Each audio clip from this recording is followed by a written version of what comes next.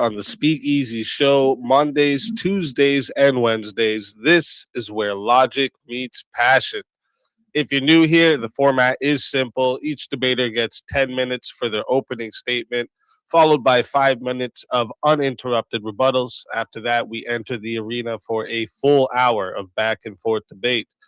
This is where the arguments can clash, the iron can sharpen the iron, and then finally, each side will deliver a 5 minute closing statement to lock in their case. When that's done, we move into a 30-minute Q&A. I'll drop a Q&A in the chat for you guys, but keep in mind the Super Chat, PayPal, and Cash App questions will get priority. And if this fills up the entire 30 minutes, the free chat questions may not get answered. So if there's something you want guaranteed to be asked, make sure you send it through one of the priority options and we'll make sure it gets read. Once the formal debate wraps up, we open the the doors for the Chaos and Chill panel. This is where the community can hop in, challenge the debaters, ask follow-ups if the debaters choose to stick around, because this part is optional for them. It's always where things get a little wild, right? Today's debate prompt: Trump is justified in how he has handled the Venezuela situation. And today's debaters for the affirmative tonight, making his debut in the Swords of Reason arena, we have KEWL Vic, a proud Christian American fighting the culture war, known for hot topic discussions and extensive debate critique and commentary videos. His link can be found in the description. And for the negative, returning to the Swords of Reason arena, the first amender, known for his hot news discussions, political debates, and his Debate a Woke Liberal call-in show right here on YouTube. You can find his channel also linked in the description below. With that being said, let's get right into opening statements. We're going to start with KEWL Vic. So, KEWL Vic, whenever you are ready for your opening statement, I will start the timer up with your voice. Alrighty. Well, first off, thank you, Speakeasy, for hosting this debate and for having me here today. Also, thank you very much, First Amender, for being my opponent tonight. It's not the first time I've tangled the First Amender. Probably won't be the last either, but this should be a lot of fun. I'm excited. So, the United States has a rock-solid federal criminal case against Nicolas Maduro, one that started way back in 2011 under the United States versus Carvajal Barrios, and finally got unsealed on March 26, 2020 by the DOJ. This isn't some made-up political hit job. It's a detailed indictment charging Maduro and his inner circle, senior Venezuelan officials, with narco-terrorism, conspiracy to import massive quantities of cocaine into the United States, and even possession of machine guns and destructive devices. The core allegations: Maduro ran the so-called Cartel of the Suns, a network of high-ranking military and government thugs who teamed up with the Colombian FARC guerrillas to flood America with multi-ton shipments of cocaine. They negotiated the loads, armed the narcos with military-grade weapons, and coordinated through Honduras and other transit points, all to poison our streets, wreck public health, and line their own pockets while undermining U.S. security. This isn't speculation. It builds directly on real convictions, like the 2016 Narcos Sobrinos case, where Maduro's own nephews-in-law got nailed for trying to smuggle 800 kilos of coke. The DOJ laid it out plain. Maduro's crew aimed to flood the United States with cocaine. That's not rhetoric. That's the government's position in federal court. Fast forward, the bounty started at $15 million under Trump in March 2020, right after the indictment dropped. Then Biden's team bumped it up to $25 million in January 2025, tying it to Maduro's repression and that sham 2024 re-election. But when Trump came back in, they doubled down, literally announcing a $50 million bounty on August 7, 2025, the biggest ever under their narcotics rewards program. Attorney General Pam Bondi made it clear this was after Treasury designated the Cartel of the Suns a special designated global terrorist group. They tied Maduro to Tren de Agua and even the Sinaloa cartel. The message was loud. This guy isn't just a dictator. He's a narco-terrorist kingpin. And then on January 3rd, 2026, a superseding indictment drops, adding his wife, Celia Flores, and others right as U.S. Special Forces move in, capture Maduro and Flores in Caracas, fly him straight to New York, and lock him up at the Metropolitan Detention Center in Brooklyn. He's pleading not guilty, sure, but he's here in custody facing trial.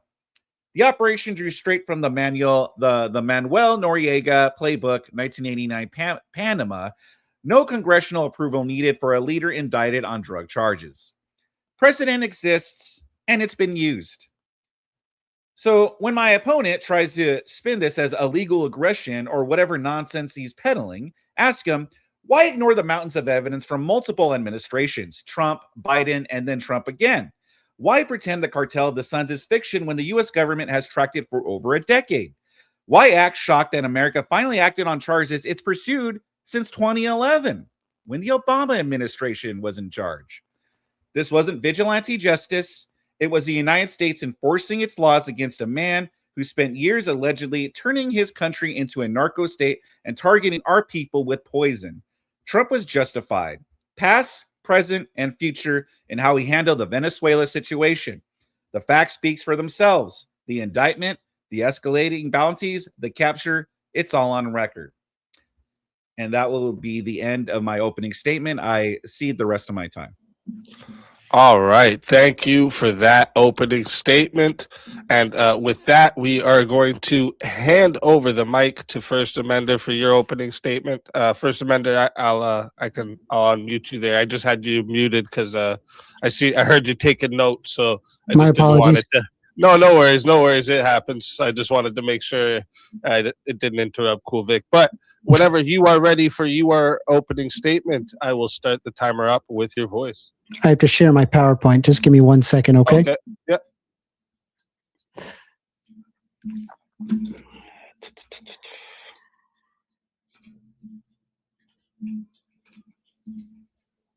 Hang tight, sorry. No worries. And remember, chat, everyone's the debaters' links are in the description, so make sure you go give them both us up. Okay, yes, I see it here. Was Trump justified in how he handled the Venezuela situation? A debate with First Amender. You can find me on youtube.com/@FirstAmender. What did Trump do? The U.S. deployed naval forces and military assets around Venezuela and the Southern Caribbean as part of what is described as a campaign to disrupt drug trafficking and illicit maritime networks. U.S. forces conducted airstrikes on maritime vessels described as involved in drug trafficking. These strikes reportedly resulted in dozens of deaths. The United States has seized multiple Venezuelan oil tankers, enforcing sanctions and interrupting oil exports. Trump ordered a blockade of sanctioned oil tankers entering and leaving Venezuelan waters to choke off the regime's oil trade. In early January of 2026, the United States conducted a large-scale military operation in Venezuela's capital, Caracas, that resulted in the capture of President Nicolas Maduro and his wife. The capture marked a dramatic escalation from the pressure and sanctions to direct military intervention and regime removal.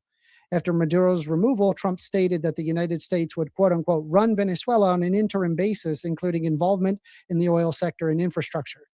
The United States also had made demands on Venezuelans' interim leadership regarding the cutting ties with certain foreign partners and prioritizing U.S. oil interests. Was this right? Nicolas Maduro was not a good person. I think that goes without me even having to say it. He was a strict authoritarian who tortured his political opponents. But what other actions? What does the international community say? Brazil, Chile, Colombia, Mexico, Spain, Uruguay issued a joint statement rejecting the U.S. military action, saying that the operations contravene fundamental principles of international law, threatening regional peace and security, and endanger civilians. They urged a peaceful negotiated solution respecting Venezuelan sovereignty. The EU's high representatives called for calm and restraint, stressing that all factors must uphold international law and the UN Charter in supporting Venezuelan-led peaceful transitions. Official government reactions resulted in the condemnation to the USA as having gone against the United Nations Charter. The United Nations also condemns military action should be avoided, that disputes must be handled through peaceful means under the UN Charter.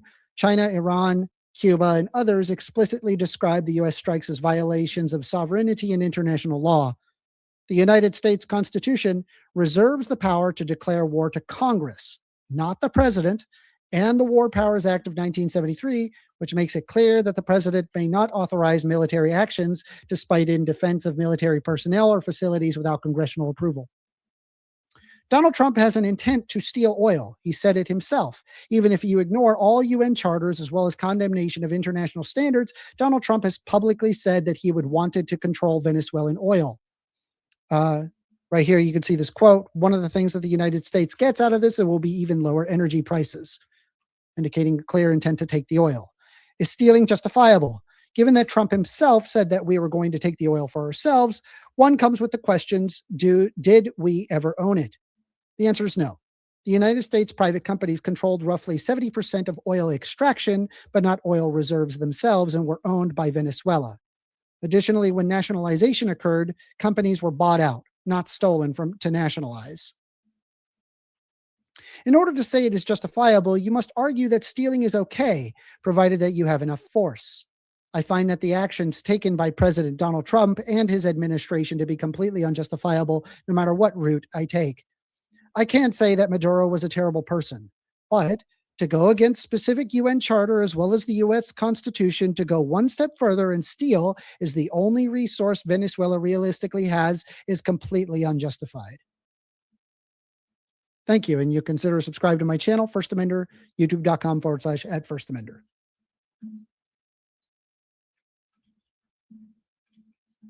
All right. Thank you for that opening statement. With that, we are going to get into the rebuttal round. This is where each debater will have 5 minutes uninterrupted to directly respond to their opponent's arguments. So it's not a back and forth yet, no interjections. And then when you're 5 minutes up, we go to the next one, and then we'll get into open floor. So we're going to hand the mic back to Cool Vic. So Cool Vic, whenever you're ready, I will start the timer up with your voice. Yeah, so First Amender brings up how there's other countries that don't like it. I really don't care. What does it matter what other countries think about it? That's just really reaching for arguments there, because it's like, well, who cares what they think? Second of all, when it comes to like how Maduro bought out the gasoline, that's not true. So what happened is that he wanted Maduro wanted the Venezuelan oil company. I forget the name at the moment, but the Venezuelan oil company. He wanted the U.S. gas companies that were doing business over there in Venezuela to give that company majority stake. Well, there were majority of them did, but there was two that didn't, and that was Chevron and ConocoPhillips, I believe it's called, that didn't and refused to sell. Okay, so was Maduro like, okay, that's fine, no worries? Yeah, no, they just ended up taking it. They just ended up taking it with force. So yeah, no, they didn't just buy him out. It was forced. It wasn't optional there. So there's that. I'm trying to think if there is anything else that you said. Oh yeah, in terms of needing congressional approval and whatnot, there have been actions that the U.S. has taken without congressional approval. I brought up the Manuel Noriega case, which, again, didn't have congressional approval. That was done by, I believe, George W. Bush. Concerning Manuel Noriega was found to be trafficking drugs into the country, I believe, to summarize it. And so they didn't need congressional approval to take him in. So there is precedent for this. Trump is not the first one to do this. There is, when it comes to international law, Trump isn't the first one to do that too. We have gone against international law before. So these things are nothing new. There is precedent for this. So I believe that's it. I believe those are the only arguments I could think of for rebuttal. So I cede the rest of my time. All right. Thank you for that rebuttal. And with that, we're going to hand the mic back over to First Amender. First Amender, whenever you're ready, I'll start the timer up with your voice. Well, you started off by stating that they were flooding the United States with cocaine.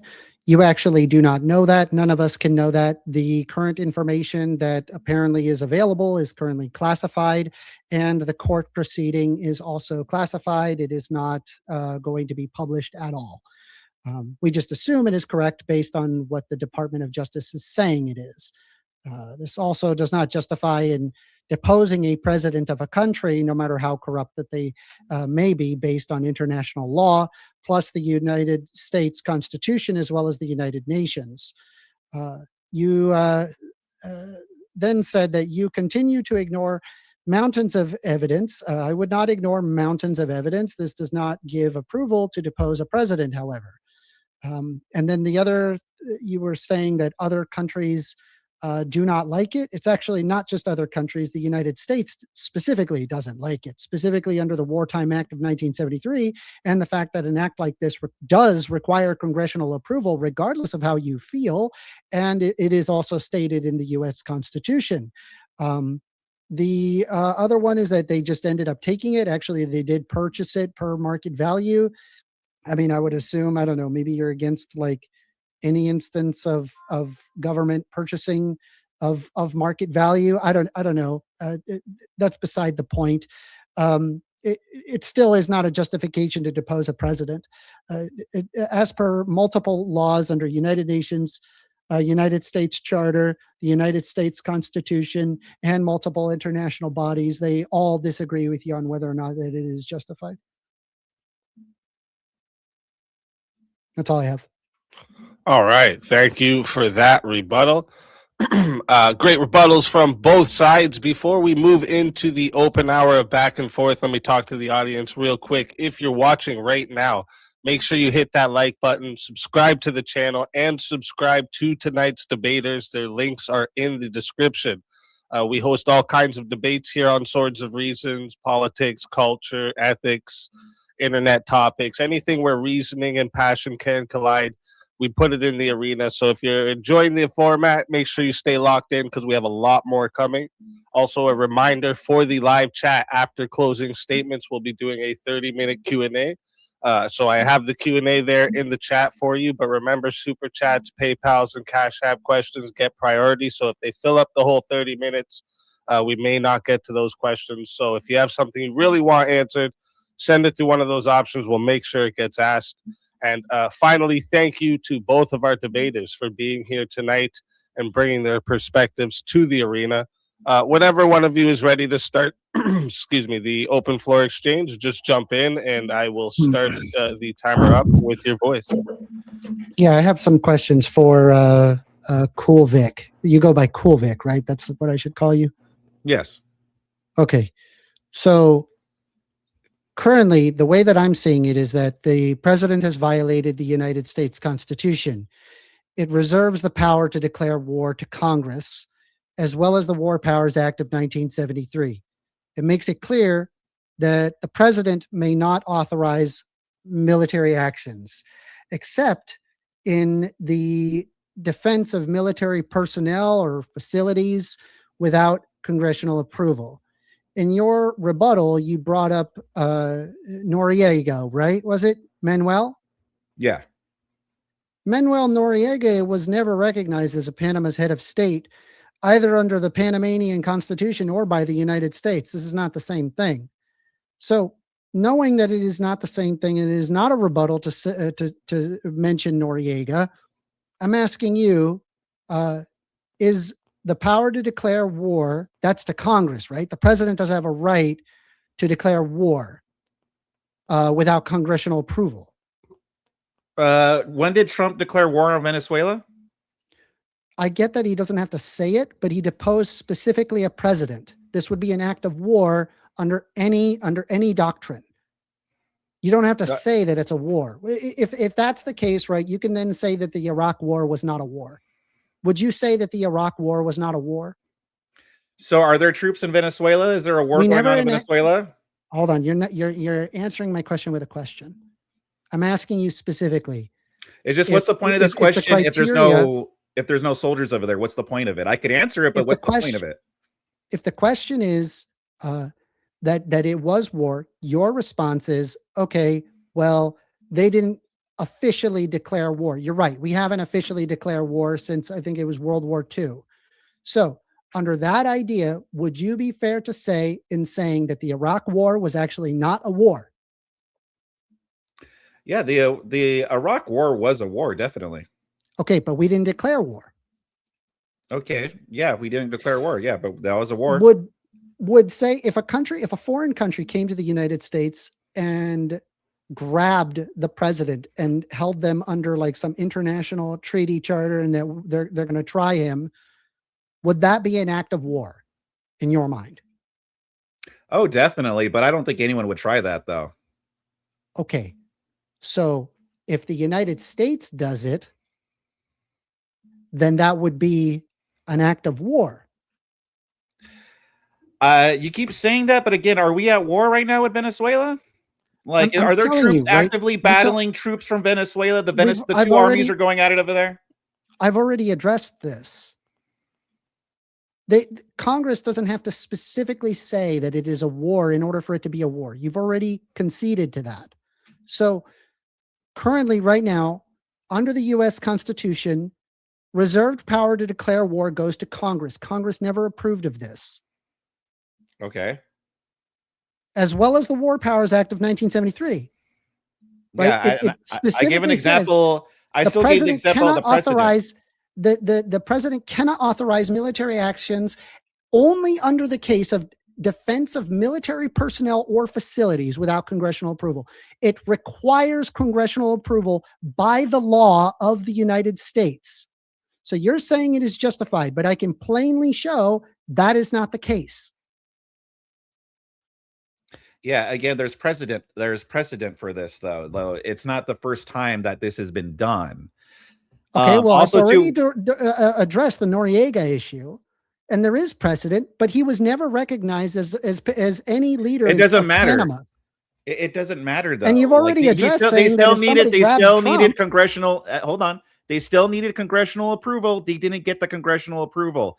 That doesn't matter if he was a leader or not or what have you. They still needed congressional approval to do that. They didn't get it, and they still did it anyway. Again, the judge rejected Noriega's claims that he was a de facto ruler of Panama. And so I find it hard to believe that a judge would act saying that Nicolas Maduro was not the de facto ruler of Venezuela. Well, he was only Right? ruler That's because he was only the ruler of Venezuela. Ruler. Yeah, he wasn't a ruler. He only stayed in power because he just did it. He just stayed in power, even though he was voted out. Okay. There's also the fact that the United Nations, under the United Nations Charter, is a binding treaty the United States has ratified, which prohibits the threat or use of military force against any nation except in self-defense or is authorized by the U.S. Security Council. None of which happened. Okay. So again, there's no justification. It's just against it's against congressional approval. It's against the War Powers Act of 1973. I get Maduro's a bad guy. I agree with you. Maduro's a bad guy. That doesn't make it legal. Okay, so when are they going to arrest? What are they going to do now then? What should they do then? Right now, I don't know what they should do. I think they need to reverse what they're currently doing. And then secondly, they also don't have a right to steal oil. They're not stealing oil, dude. Yes, they are. They already have. They already have. They already have. Okay, is it stealing from them if Maduro stole it first, pretty much? You keep saying that they bought the oil. No, there wasn't a choice. It wasn't optional. They were forced to sell their stakes in their companies. It wasn't a choice. They were Let's try it forced to this do way. it. Let's say that let's say, for example, that the United States is shipping oil overseas to go to like Europe or South America or whatever. Venezuela grabs an oil tanker, taking millions of barrels of oil for the sovereignty of Venezuela, and say that the United States is assisting in drug trafficking. Would they be stealing oil? Do you think that they'd be stealing oil? Wait, I'm sorry. Say that one more time. Let's say that the United States is shipping oil overseas. Okay. Venezuela says we are taking this oil for the security of Venezuela because the United States is hindering Venezuela. Would they be stealing oil? if there was the United States' oil and it was never Venezuela's at all, if this is a completely different hypothetical than what's going on. It's not analogous. So yeah, that would be stealing in that case. But what we did, we didn't steal it back. They stole it from the American companies first. Let's go one step. Well, first of all, we never owned the reserves. We owned the machinery on top of the reserves extracting the oil, but the oil itself was not something that we owned. We never owned it. That never happened. Okay. So once again, we went in and we specifically grabbed oil tankers and we took it for ourselves. We stole their oil. Well, they stole it from the companies first. That's the thing. No, they didn't. Yes, that's not did. how that works. Mhm. Again, the reserves were owned by Venezuela. The machinery and stuff on top of it, that's what you could potentially say was stolen. Okay. So So you don't have a right to the oil. Okay, so they should just take the machinery back and just leave the oil there? Well, that would actually have somewhat of a justification, but that's not what we're doing, is it? What's it called? Yeah, so listen, they still stole it from companies like they still stole it from those companies. You keep saying they bought it out, they still stole it. And so like why not claim some of that oil back that they pretty much stole from those companies? They didn't steal. The companies had to buy the oil. Again, they had ownership of the oil. The stuff on top of it, sure, they owned it. But they still had to buy the oil from Venezuela. The reserves themselves were owned by Venezuela. It's imagine if I had like a logistics company and I was shipping your, I don't know, bread or whatever. Maybe you've got some bread, a bread factory. And I don't know, maybe you stole a truck. And so therefore I'm taking all of your bread from here on out. It wouldn't be justifiable. You own the bread. I'm just shipping your bread. How are they getting that oil out without the machines though? It doesn't matter. It's still not yours. But still, they're using the machines to get that oil out. And if they stole the machines, then yes, technically it's like the company's oil pretty much, even if it's on the Venezuela land. Right. Let's say that you own a plot of land. How about this? You own a plot of land. Okay, here we are. You're in a plot of land, and turns out you find there's a ton of oil underneath. Mm-hmm. Company comes in and they buy a plot of land nearby. And even though that you have subterranean rights, it just starts taking your oil. And then they say it's our oil. So are you saying Venezuela actually stole it back from the companies then? No, they always owned the oil itself. The machines on top, that was owned by the companies. So it doesn't matter if the company is like, you're not capable of extracting oil, right? You don't have a big giant oil refining machine to be able to do that. You'd likely sell the actual oil reserves to the company that's able to extract it. That doesn't mean the company therefore owns the reserve. So first a minute, let's say me and you decide to start an oil company, right? Let's say I struck oil on my land and I'm like, hey, First Amender, hey, you're pretty good with all the machines and stuff. Hey, how about like I have the oil? How about you bring your company in and you could start drilling for oil? And you could lease it from me, blah, blah, blah. You know, we make a deal where you could take my oil and sell it, blah, blah, blah. And then all of a sudden, First Amender, I'm like, hey, you know what? How about you sell majority stake in your company to me? And you're like, no way. And I'm just like, all right, well, I'm just going to take it then. And I'm the owner of this and there's nothing you could do. And then I just pretty much had majority ownership of those machines and all the equipment and everything. And all of a sudden I just took most of it. Would you be like, but still doesn't, would you but be that like, doesn't give you ownership of the reserve? Do you understand there's a difference between the ownership of the machinery and the reserve? But I still needed your machines. Did you actually not? Wait, hold on. Do you understand the difference between those two things? Yes, I do. So were you aware that Venezuela owned 100% of the reserves and not the machinery? So in my hypothetical, and that 70%, by the way, was owned by the United States private investments. All right. So going back to the hypothetical First Amender, let's say your son or relative eventually comes in. Huh? You're not engaging with me. I wasn't even finished and you just interrupted me. Just go. Listen, First Amender. Listen, I apologize, First Amender. You could talk. What was the question again? I don't want to hurt your feelings. You're not engaging. I'm trying to get you to understand that the United States at no point owned the oil. They don't have a right to just take the oil. Well, they have Right? the And force, don't they? Okay. So then as long as there's enough force, you could just take whatever you want, right? If you're the United States, sure, why not? Who's going to stop us? Okay, so you are justifying theft, and that's the justification. You're strong enough. So basically, if I got a gang of people, I could then take all your stuff because that would be justified. Yeah. So in your hypothetical, you're ignoring all of the crimes that Maduro has allegedly done. No. I'm perfectly acknowledging that. He's a terrible person. I agree with you. I'm saying you're making a might is right argument. So if I get enough people, I could come to your house, take all your shit, and guess what? That's justifiable to you. In this specific instance, sure, why not? Debate's over. I don't know what. Hey, I'll be honest. I don't know what else to say. His concession is that my concession. Cool. I've argued that it's justifiable. Cool, How did I lose the debate? Your argument is, you just lost the debate. You're arguing it's okay to steal if you're strong enough.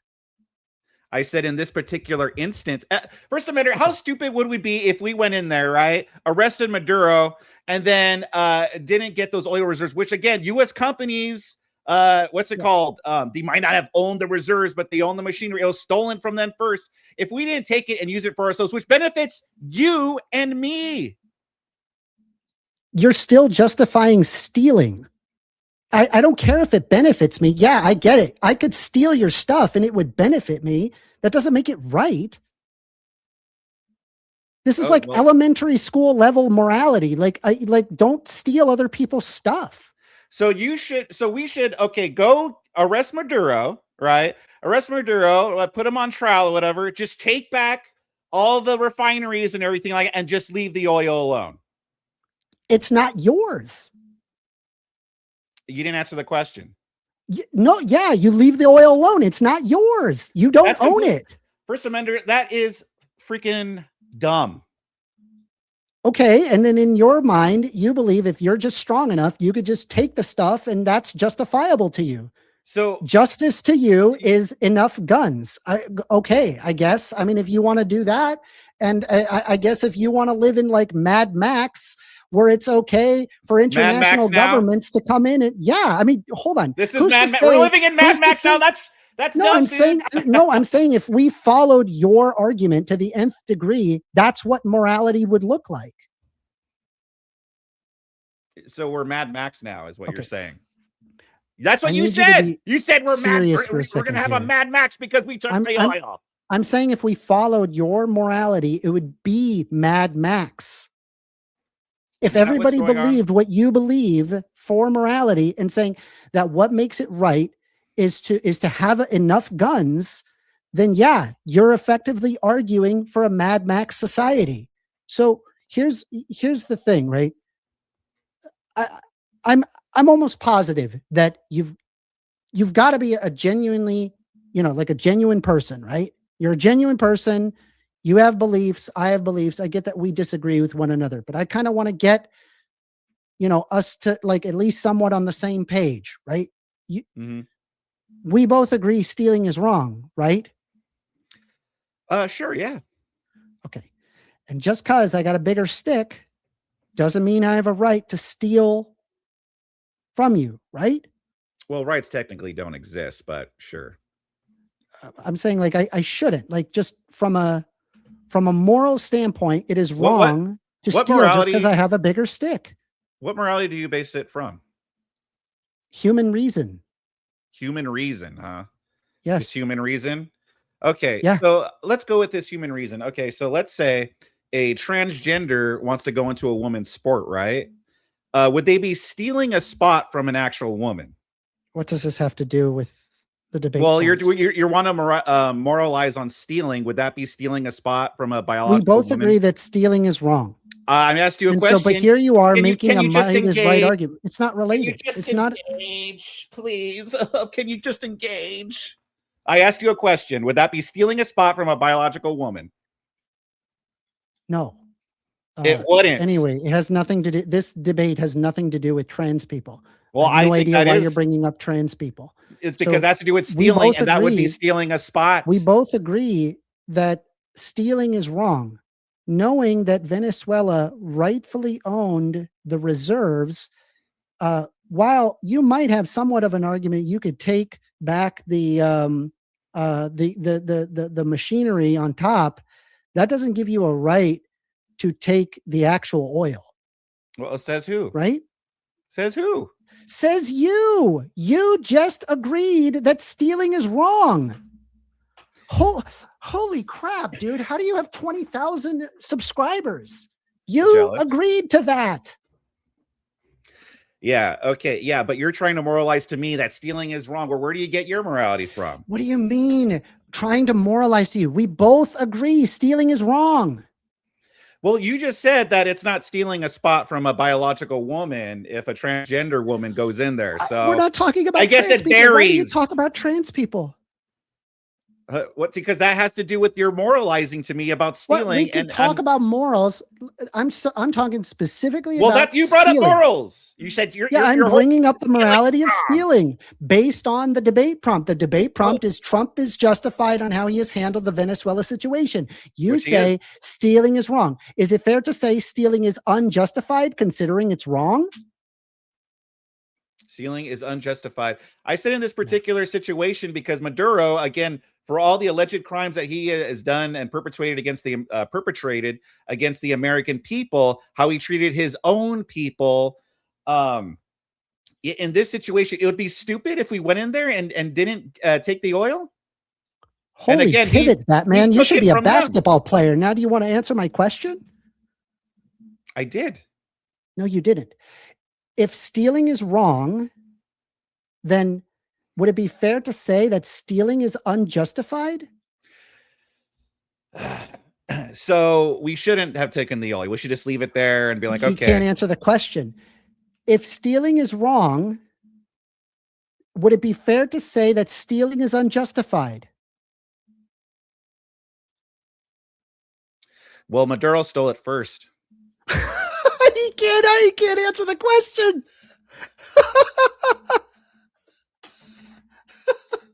And by the way, just answer the question. Why can't you answer the question? I did. They stole it first, and taking the oil, wouldn't that be compensation? I'm once again everything? Explaining to you that you're not engaging. You're not engaging. Any company ever? He's crashing out. Did any company ever own the reserves? They didn't. We are physically taking the oil for ourselves. We already did that. We stole from their oil tankers. Trump had acknowledged that we stole from their oil tankers and that we were going to sell it. We don't have a right to that oil. So knowing that we stole it, I'm going to ask you once again, is stealing justified? I'm not going to answer that until you answer my question. Why not? I was the one that trying to ask you. Question. No. I already. Oh my God. So speaking, I was trying to answer the question. I can hear you, by the way, if I walk away. These are wireless, Brainiacs. Okay, I wasn't saying anything I didn't want you not to hear, dummy. Anyway, so I was trying to ask you, but you kept interrupting. What about compensation from what they stole from us? Great, then we can talk about that, but that doesn't give you a right to steal the oil itself. That doesn't give you a right to steal the oil itself. So I'm going to ask you the question again. You're avoiding it. Is stealing justified? I already answered the question. No, you didn't. That's a yes or no question. Don't answer my question with another question or obfuscate with further details. I'm asking you, is stealing justified? Well, wait a minute. I asked you a question you didn't answer. You just said we could talk about this. So let's talk about it then. Is stealing justified? Yes or no? Is stealing justified? Well, is stealing good? No, stealing isn't good. Is stealing justified? Let's say I didn't no, ask if it was stealing good or bad. isn't. I'm asking, is it justified? Okay, let's just go with no, so we could go back to the compensation thing. Okay. So knowing that you're stating that Trump is justified in how Trump has handled the Venezuela situation, knowing that the Trump administration literally stole, and you are saying that stealing is unjustified, that means you just lost the debate. So the prompt isn't is stealing justified, was Trump handled the Venezuela situation justified? I've already answered that, by the way. I answered your question, so we can move on. Yeah, and the way that he handled it was that one of the things that he did was he stole from Venezuela. Well, no, that's compensation. So he's not when justified. Maduro stole from us. Okay, if it's compensation, then it's justified, isn't it? Oh man. Just to try and bridge a gap here, I think what's happening is, I think Cool Vic is, if you can correct me if I'm wrong, Cool Vic is saying that, yes, stealing is wrong, but in this situation, it wasn't stealing. It was something else. Yes. Am I correct there? Yes, you are correct. What was it? It was compensation from what they stole from us. Okay. So, you're telling me that it's effectively like a spoil of war. A spoil of what war? We just went and took it. What war are we in? We're going to be back to the other question. We just deposed the president. Okay, are we in a war? Or is there a battle going on in Venezuela? U.S. troops versus Venezuelan troops? Is there a war? Do we have a right to assert control over Venezuela's government and natural resources? I just asked you a question. No, now who's not answering questions?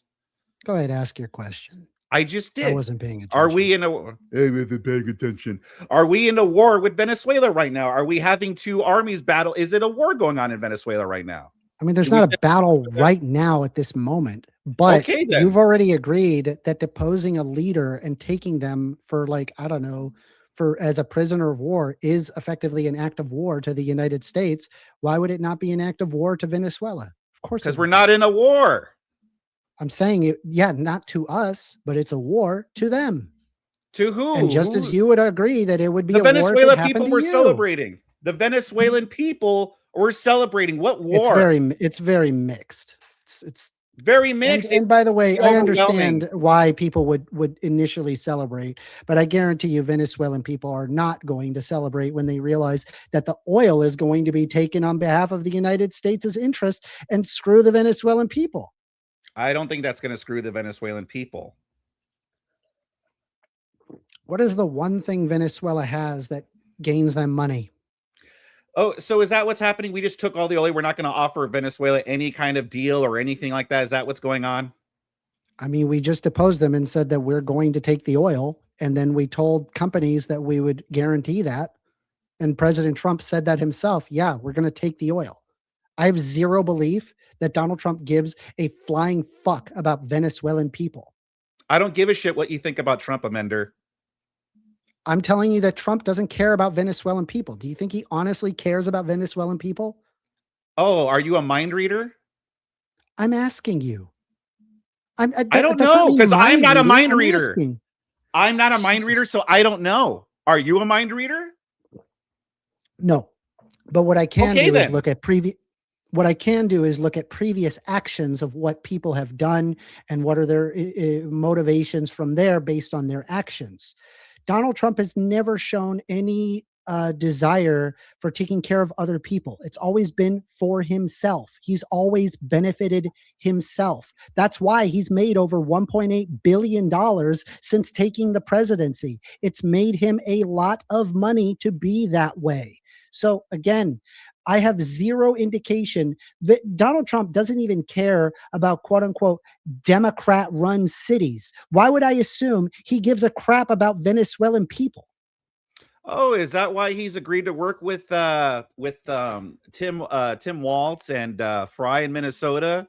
Is that why After- he's agreed to after- work with them? After negotiations with him, and I have no idea what even was struck. And secondly, like just FYI, that only happened after the very much unjustifiably killing of an innocent civilian in broad daylight that nobody can justify. Okay, so how do you know Trump didn't see that brutal killing, was like, okay, listen, I gotta cool the temperatures here since the Democrats don't want to do it, and decided to Since the work out Democrats deals he's the one that caused it. by trying to enforce Anyway, the and law? also this has nothing to do with the debate prompt. Once again, this goes against United Nations Charter. This goes against the United States Constitution. This goes against the United Nations Security Councils. This also goes against your own morality. And I point it to you directly, and you just kind of dig your heels in. I don't know what else to tell you. You're just wrong on this debate. Like, listen, I want to approach this on let's learn from one another. Nothing of what you have presented to me, I'm going to drag you kicking and screaming to learning.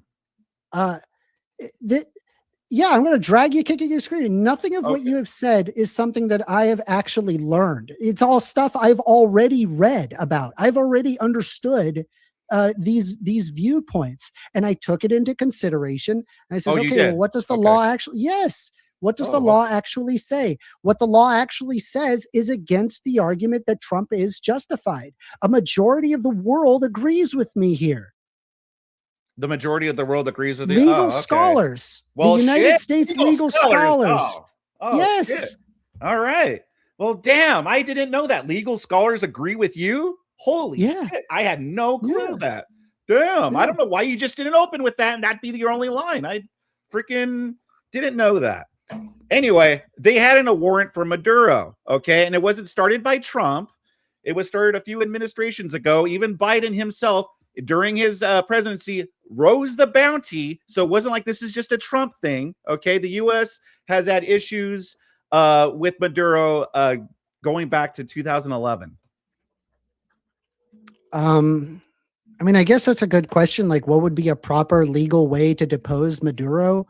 I get that he was wanted, and I agree with you. That doesn't mean that you can kidnap that president. Yeah, that's what we did. So if you arrest someone, you're kidnapping them. Yes, in the case of, he would have diplomatic immunity. You can't just kidnap a sitting president. You're not allowed to do that. So what, we just under UN Charter as well as the U.S. Constitution. So we just put bounties on forever and just hope one day they're just like, yeah, I'll just turn myself in. Well, eventually what happens is that these people lose their majority votes, or they are no longer president, in which case we can collect them. But no, not while they're president. They have diplomatic immunity. It's the same reason why somebody can't come in and collect Donald Trump. Technically, he is not President Maduro. He lost his election in his country. Thought you guys were all about democracy. He lost. Technically, and he just stayed there. Though. Only because technically he was president. The people didn't want him, so he just, okay. Oh, now, if you want to go to morality, do you think that's right? No. Okay. So, but he was, do you think, so he was president just because he called himself president? He's in charge and he just called himself president? That he had called, no, he had deposed people that were running against him. So if Donald Trump did that, let's say in this next election, if he just decided, like, let's say he loses and then he just decides to like depose of his opponent and just declared himself president, you would think, oh, okay, well, he's president. That's our president. Actually, I think that's a question I should ask you these midterms coming up. Do you think that if Donald Trump did that he'd be justified in doing that? Well, you didn't answer my question. No, I don't think anybody is justified in doing that. Now, do you think Donald Trump did that during the midterms? If Donald Trump did that during the midterms, do you think that he shouldn't be president? I'll just wait till you're done. Okay, you didn't actually answer the question. I said, would you call Donald Trump? No, you didn't. I asked if you would consider Donald Trump the president if he did that. If I would consider Donald Trump is the president, whether I like it or not. Okay, so if you were to do that and he just stayed in president, you would be like, that is my president, whether I like it or not. He's President I Trump. mean, I wouldn't like it, but technically he would be the president. Okay, so you would still consider him the president in that case. You wouldn't be like, oh, he's illegitimate. Legally or blah, blah, speaking, blah. yeah. Okay. No, now you want to re-ask your question again? So again, Maduro has diplomatic immunity. You can't just collect him, legally speaking.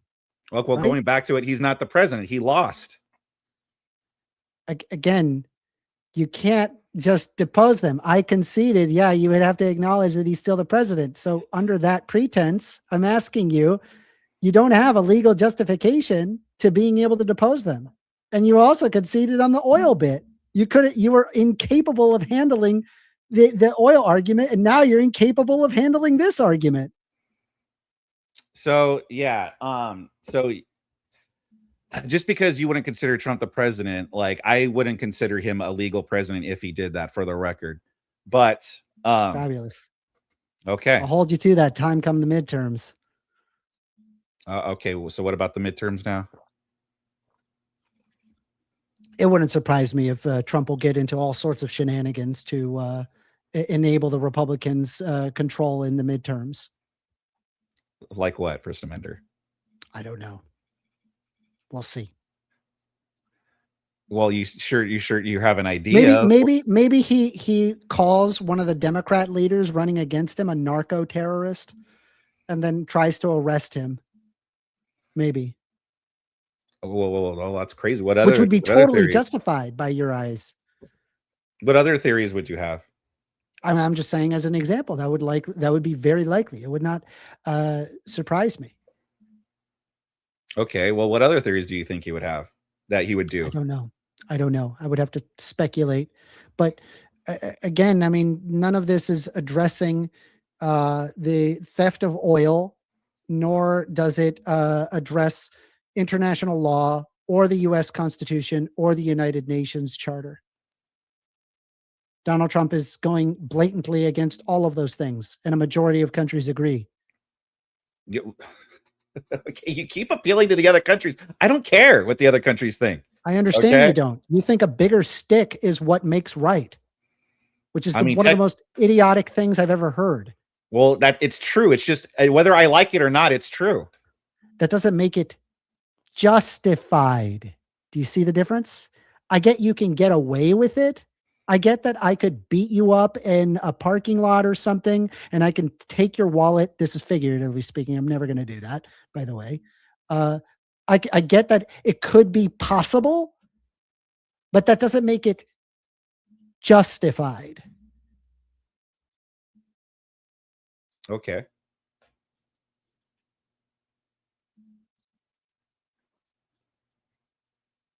All right. So anything else? You have no rebuttal. Yeah, well, I'm just because you're the one who brought up the whole if I have the bigger stick, and I'm just saying, and you were coming at me with the whole, well, you think that if someone has a bigger stick, then blah blah blah, and I'm just like, well, whether you like it or not, that's just the facts.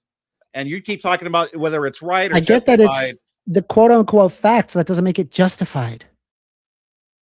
Well, we had an arrest warrant for Maduro this whole time, and it didn't start with Trump. Okay, but he's a president. You can't just depose a president by law. He didn't even You're win not his allowed election. to just do that. Yes, he did technically. I mean, whatever. I mean, we can argue with the validity of the election. I don't know. We would have to investigate that specifically why he shouldn't be president. But he was technically president.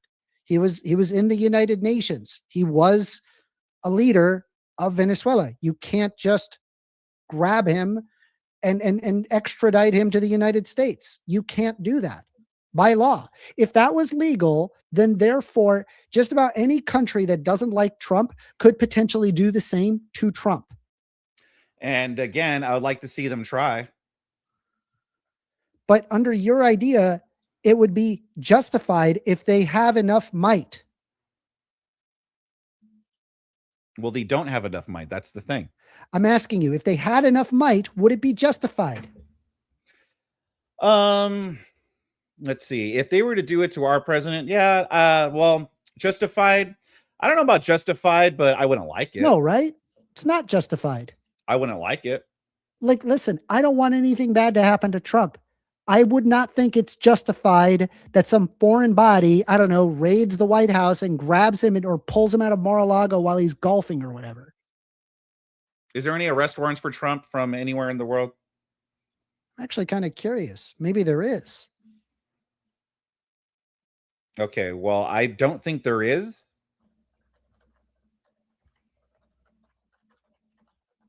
I'm not sure, but I'm saying if there were,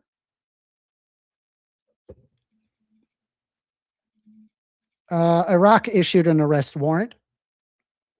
For Trump specifically? Yep. For what? It looks like this was on the new Arab Iraqi officials seeking stronger U.S. ties amid Trump arrest warrant. I'll go ahead and share it real quick. Grant you, I want to let you know that I'm not in favor of Iraq coming in and deposing Trump and physically taking him. I'm saying, like, just because you have an arrest warrant doesn't mean that you should be able to depose a sitting president. So I'll share my screen real quick. Where is it? Hold on. This here?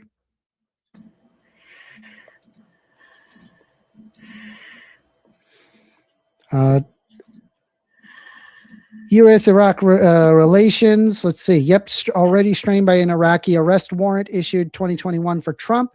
Warrant stems from a 2020 U.S. drone strike that killed Iranian General Qasem Soleimani and Iraqi militia leader Abdul Mahdi al-Muhadis. So yes, there is an arrest warrant for Trump according to Iraq. So by your logic, it would be fair to say that since there's an arrest warrant for Trump, if Iraq showed up with enough guys at, say, Mar-a-Lago, they would be justified. I mean, I guess they would. I mean, I wouldn't like it though. But I would like to see them try. I don't think they would. You don't think they would? Well, Would they why? Be justified? Absolutely not.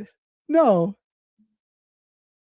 Well, why? This is why United Nations charters are important. That's why other countries getting in on this is important, right? I understand you don't care what other countries think, but having countries agreeing to sets of terms and conditions saying, hey, you're not allowed to do this, you're not allowed to do that, is important. It makes it justified to not do a thing. So Donald Trump specifically deposing Maduro is unjustified. And this is just grabbing him and his wife. I don't know why you would even grab his wife. What's the point of that? That's just kidnapping at that point. What did his wife do exactly? She didn't have any power. And you're going to take these people, extradite them to the United States, have a completely classified hearing. Who knows what the hell is going on? We don't know what's in the evidence. We don't know anything. Okay. So, you just made me lose my freaking train of thought. I had a rebuttal to that and I freaking forgot it. Oh yeah. So how come he hasn't been brought up on charges? How come there has been no arrest of Donald Trump for this or anything like that? How come that hasn't happened? Because Donald Trump is the leader of the world's most powerful government on planet Earth. And he has also filled himself with, and including the Department of Justice, a bunch of sycophants that will look the other way for every little thing that he does. Okay, so you acknowledge that, yes, we are the most powerful in the world, but also how come no other presidents, again, this isn't the first time this has happened. Other presidents done this, okay? Like they have broken international law. How come they were never arrested? So I agree with you that we could look at things like, Obama's drone strikes or Bush's war in Iraq. And I do believe that these people should be tried. I think that would make it more just. But again, the question is, is Trump justified in how he has handled the Venezuela situation? And to me, the answer is pretty clear. The answer is no. And I am consistent. It doesn't matter if it's a Republican or a Democrat. I'm looking at what is just, what is the right thing to do. Well, the reason I brought up the other presidents is because you made it specifically about Trump. You're like, Trump has all these sycophants working for him in the Department of Justice, blah, blah, blah. That's I was like, the okay, but prompt. what about the other presidents that didn't get arrested for this, though? I asked you a question I would about agree Trump. with you. If there are instances of other presidents doing bad things to other countries, then they should be tried as well. I'm not against that. I don't care if it's Obama, Trump, Biden. I don't care. None of that matters. What matters is upholding a just and peaceful world. Trump is not justified in grabbing Nicolas Maduro and his wife and then going for, I can't even say if it's a show trial or not, because we don't even know what the trial is about. Mm-hmm. They won't show it. It's classified. Don't you think it's weird that it's classified? Why wouldn't they show that? I don't think it's weird that it's classified. Why should it be shared? Like, why? What good is that going to do? So that way we know things are being done in a just way and people can review it. It's the first time the United States has ever extradited a sitting president. It's unprecedented. Yeah, but I don't see what. So okay, so we look it over and we go, yep, okay. Like even if I read it over and I spur out and be like, no, this is actually wrong. Okay, what are we going to do about that? Well, wouldn't it be a good thing that like we know that they're actually following the UN Charter? They're not doing that. We know they're not doing that. Oh, we okay. They're also not following the U.S. Constitution. Wait, what U.S. Constitution? I mean, well, not what, but like what? The U.S. part? Constitution. No, yeah, I misspoke. Listed it in my I misspoke. I listed it in my intro. Yeah, what part? No, you can't use. You have to use the congressional approval. Yeah, but there's so many people working against Trump in Congress. Do you think it would be smart to do that? Like it was they have the majority in Congress. No, all it takes is for one person to leak. Here are the plans for that operation to go awry. But it has to have congressional approval, despite how you feel. Despite how it is, you can't simply depose a sitting president without congressional approval. Yeah, there's a lot of things. That is a potential act of war, and you've already agreed that it would basically be an act of war if somebody did that to President Trump. If Iraq showed up with 1,000 guys and they overwhelmed the scant military that's there in Mar-a-Lago, and then they take Trump, you would not consider that justified. Obviously not, right? Listen, here's the thing is like, I want to like, there's things I want to ask you or bring up, but then you cut me off and you prattle and then I fucking forget. Well, you anyway, do me a favor, right? Get a notepad out and write down what it is that you want to say and then say the thing. I don't. Yeah, but then I won't be fully paying attention, will I? So listen, here's the thing. I mean, I could think and so all it takes is at the same time. There's a lot of things that shouldn't be done. Okay, if someone were to leak that shouldn't be done either, right? Wouldn't that be going against America's interest?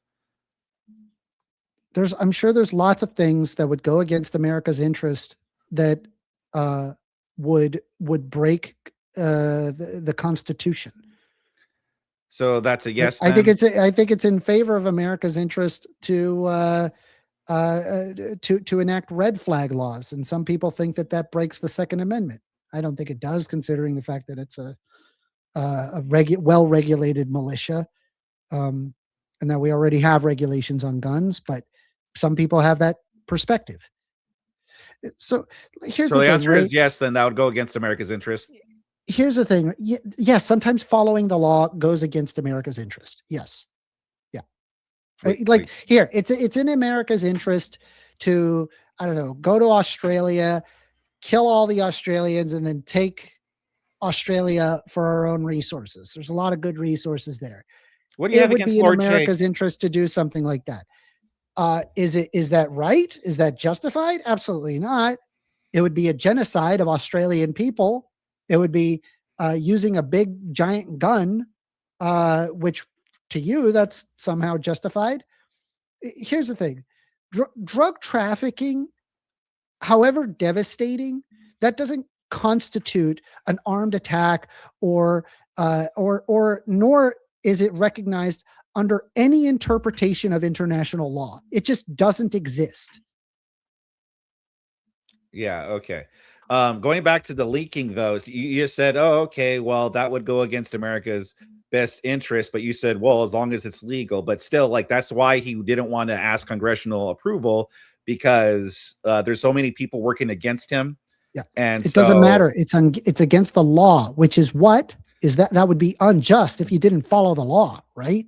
Yeah. So then, how would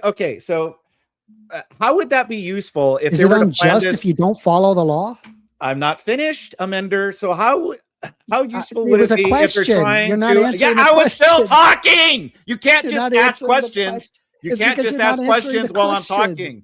Because That I was was a still yes or no talking. question. Because I was still talking, First Amender. Okay. Talk. You can't just Big ask me a baby. question Go. while you're the one that's like, oh, can you just engage, please? Oh, you're the one crying over it.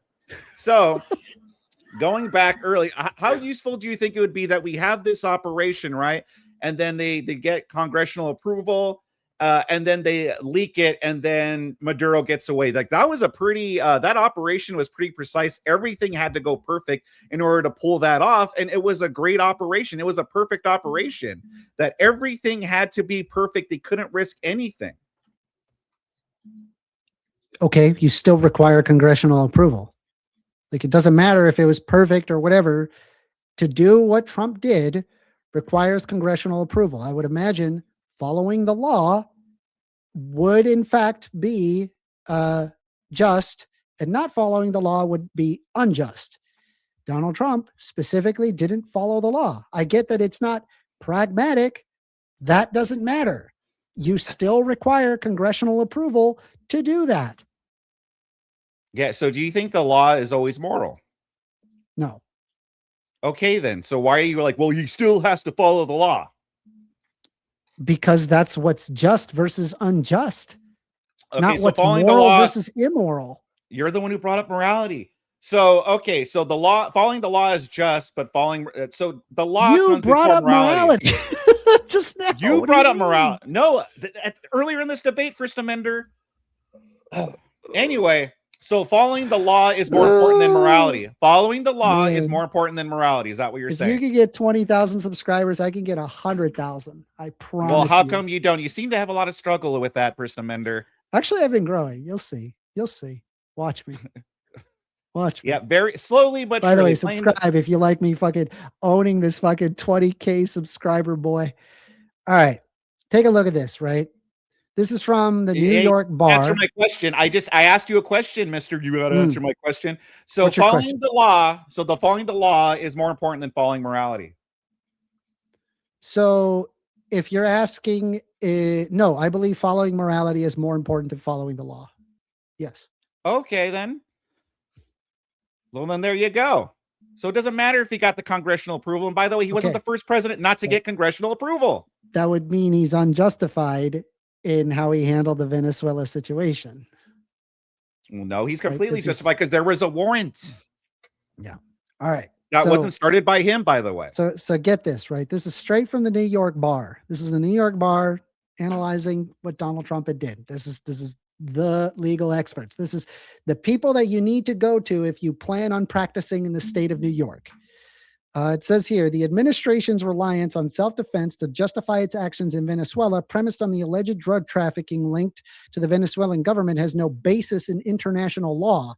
The self-defense exemption of Article 51 of the Charter is narrow and applies only in response to an actual or imminent armed attack. Drug trafficking, however devastating, does not constitute an armed attack under any recognized interpretation of international law. Accepting such a theory would undercut the Charter's central prohibition and convert self-defense from a limited exception into a standing license for unilateral war.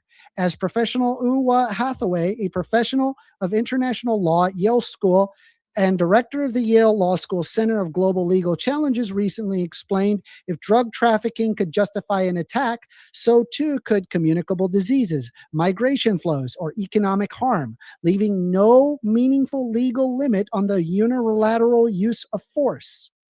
That's not the letter of the law, and so therefore it would not be justified, right? Well, how come he hasn't been arrested, First Amender? I've already explained this. You're asking the same question, and you want to what? Me to explain it keeps coming the same around question to this again? because it keeps coming around. You keep saying he broke international law. He He did this. surrounded How himself come with he sycophants. hasn't? That's why he hasn't been tried. Then He how come surrounded himself. He has filled the Going around Department of again, Justice going with a around bunch of again. morons that will follow everything that he says, despite the fact that he is blatantly breaking the law.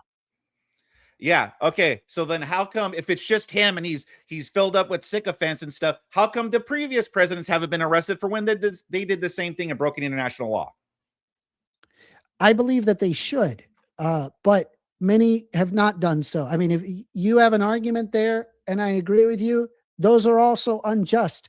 York, the question is not whether or not that they have been arrested. The question is Trump justified in how he has handled the Venezuela situation? And strictly by even United States Charter or the UN Charter or international law, no, he's not justified. He's broken literally almost every freaking law in the book on this. And in international law scholars agree with this. Okay, are the scholars going to be recommending arrests? I think by the time that Donald Trump loses power, everybody that signed up for this, that curtailed justice in favor of Donald Trump and let him do whatever he wanted, I think that there will be legal precedent to go after people like that. Yeah. Yeah. I think the Democrats are coming for it. Yeah. I think that's going to happen. Yeah. Sorry. Yeah. I mean, you laugh at international law standards and no, I'm laughing at you. Just and say, as long as I have the biggest stick that makes me right, as if that's remotely justified. No, because you're a mystery. Yep. I think that's what's going to happen. Yeah. Again, but who would arrest Trump if that were the case? If he broke international law, who would arrest Trump? I think Trump will be dead by the time that he is done. It would not surprise me if Trump died midway through his presidency. He's old. He's really, really old. I don't think anything's going to happen to Trump. But likely what will happen are the people that curtailed to Trump and let him get away with blatantly breaking the law when they were in a seat of power to actually do something about it. Isn't that what you're hoping for, though? Aren't you hoping like, oh yeah, Trump's old, any day now he's? I don't think I'm hoping. I think that will happen. I don't need to hope. Well, eventually, of course, he's going to die. We're all going to die. Not that he's going to die. I'm saying that people that look the other way for Trump blatantly breaking the law. I mean, this is much worse than even the Watergate scandal. Like it blows me away that we went completely insane over the Watergate scandal. This is way worse than the Watergate scandal. Yeah. And you're acting like it's nothing, like it doesn't matter. Like we are so desensitized to this that something like the Watergate scandal, that was horrible, nightmare, terrible thing. But that it literally shook the ground of Republicans. And yet now we look at this and we're like, whatever. He just took a president. Who cares? Well, I mean, yeah, he was a drug head of the the cartel of the Suns, trafficking drugs and stuff. Drug trafficking doesn't constitute an armed attack under any recognized interpretation of international law. And the New York bar agrees with that. Okay, so why isn't he being arrested? Because he's the president. He's immune, idiot. I thought no one was above the law, First Amender. Oh my God. Well, didn't you guys tell us no one's above the law? He is now above the law. Yeah, but that doesn't make it justified. It's unjust. Not just him, previous presidents. I don't know what weren't else. arrested either. I don't know what else to say, man. I don't know. And just that this you is keep wild. saying, well, he broke international, all this legal Yeah, scholars. because you Okay, can't address then why it. You've hasn't not he addressed been, anything of what I've said. why hasn't he been arrested?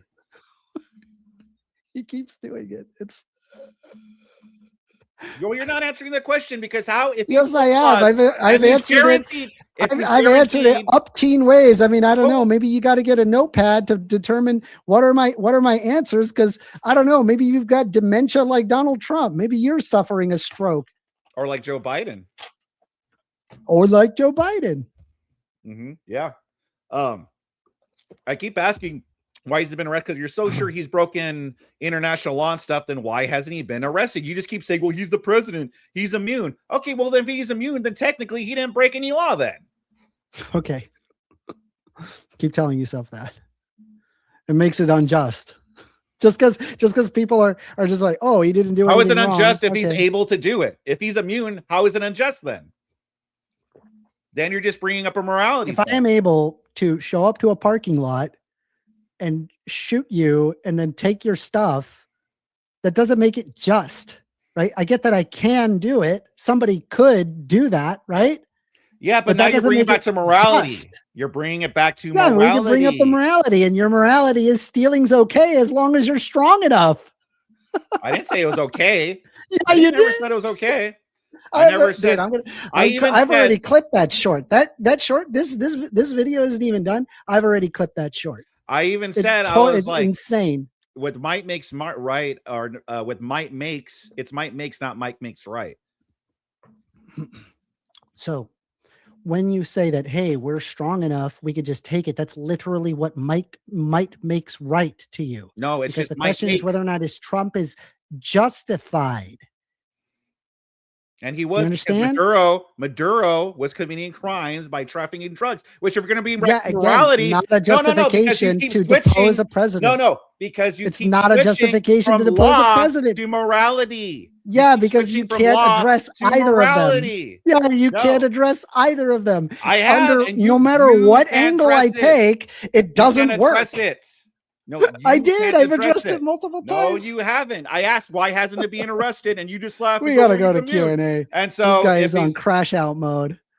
Yeah, okay, you keep coping. So if he's immune, then legally he didn't do anything wrong. Then so you have to bring it out. Okay. Anyway, so if he didn't break any law, then you have to bring it back to morality, which you keep switching back and forth to. I can bring up the morality, it's wrong. And I can bring up the legality. It's wrong. No matter what angle I look at it, it's wrong. It's just wrong. Right. And I brought up relevant information to show that it is wrong, even by United States standards. You can completely ignore the international community. It's still wrong. Then why hasn't he been arrested under law? Because he's the president. Well, then he didn't do anything wrong then legally, if he's the president. That's not how that works. Can Biden do something wrong? I thought no one was above the law. Can Biden do something wrong? Well, if we're talking about legally, yes, of course he has. But what international laws has he broken? How could he do something wrong? All right. So that is the hour of back and forth. Usually I like these days we've been offering, I don't know, it seemed like we were going around in circles a little at the end, but I do still like to offer, but before we go into closings, if you guys wanted an extra 30 minutes of open floor. No, I'm good. We've been going around in circles. Okay, perfect. So first off, we let everyone in the chat know that we are going to be getting into the final stage here, okay? We're going to get into the closing statements. Just a reminder for everyone in the chat, okay? The Q&A is there, but if you want to make sure your questions get answered, send a super chat, PayPal, or Cash App, because these will take priority. And if it takes the whole 30 minutes of the Q&A, we may not get to the free chat questions. So if there's something you really want guaranteed, make sure you send it through one of those options. All right. So with that being said, we're going to move into closing statements. Each debater is going to get 5 minutes to make their final case here. So we're going to start with KEWL V1C. KEWL V1C, whenever you're ready to make your closing statement, I will start the timer up with your voice. Yeah. So listen, like I said, if he did something illegal, then how come he hasn't been arrested yet? Okay, well, if he's immune to it, well, then there you go. Then I guess technically he didn't bring any break any laws. If it's a morality thing, I would like to know what First Amendment's morality basis other than human reasoning. Bottom line is Maduro, we had a warrant out for Maduro's arrest, and we arrested him. We did it seamlessly. The Venezuelan people are happy. He was committing crimes even morally and legally against this country. President Trump wasn't the one that put out the warrant for his arrest. Again, this started back in 2011 under Obama. Joe Biden even raised the bounty. So this isn't just a Trump thing. Okay, this is us going against Maduro has been a thing since 2011. So do I think Donald Trump was just? Yes, I do think he was. And I'll see the rest of my time. Oh, and also hold on. Also, even though it get heated, I would like to thank First Amender for this debate. Thank you very much. And also thank you once again to Speakeasy for hosting this debate and having me on for my first time. Thank you guys very much. All right. Thank you for that closing statement. And with that, we are going to hand the mic over to First Amender. So whenever you're ready, First Amender, for your closing statement, I will start the timer up with your voice. Yep. The New York Bar Association condemns in the strongest possible terms President Donald Trump's decision to use U.S. military force in Venezuela to seize President Nicolas Maduro, assert control over the country's oil reserves, and effectively run the nation until a new leader is acceptable to the Trump administration is installed.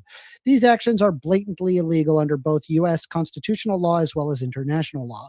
First, under U.S. law, the president does not have authority to initiate hostilities against a foreign nation without congressional approval. Article 1 of the Constitution explicitly gives Congress, not the president, the power to declare war. The War Powers Resolution Act of 1973 reinforces this, allowing unilateral presidential action only in cases of self-defense or to protect U.S. forces.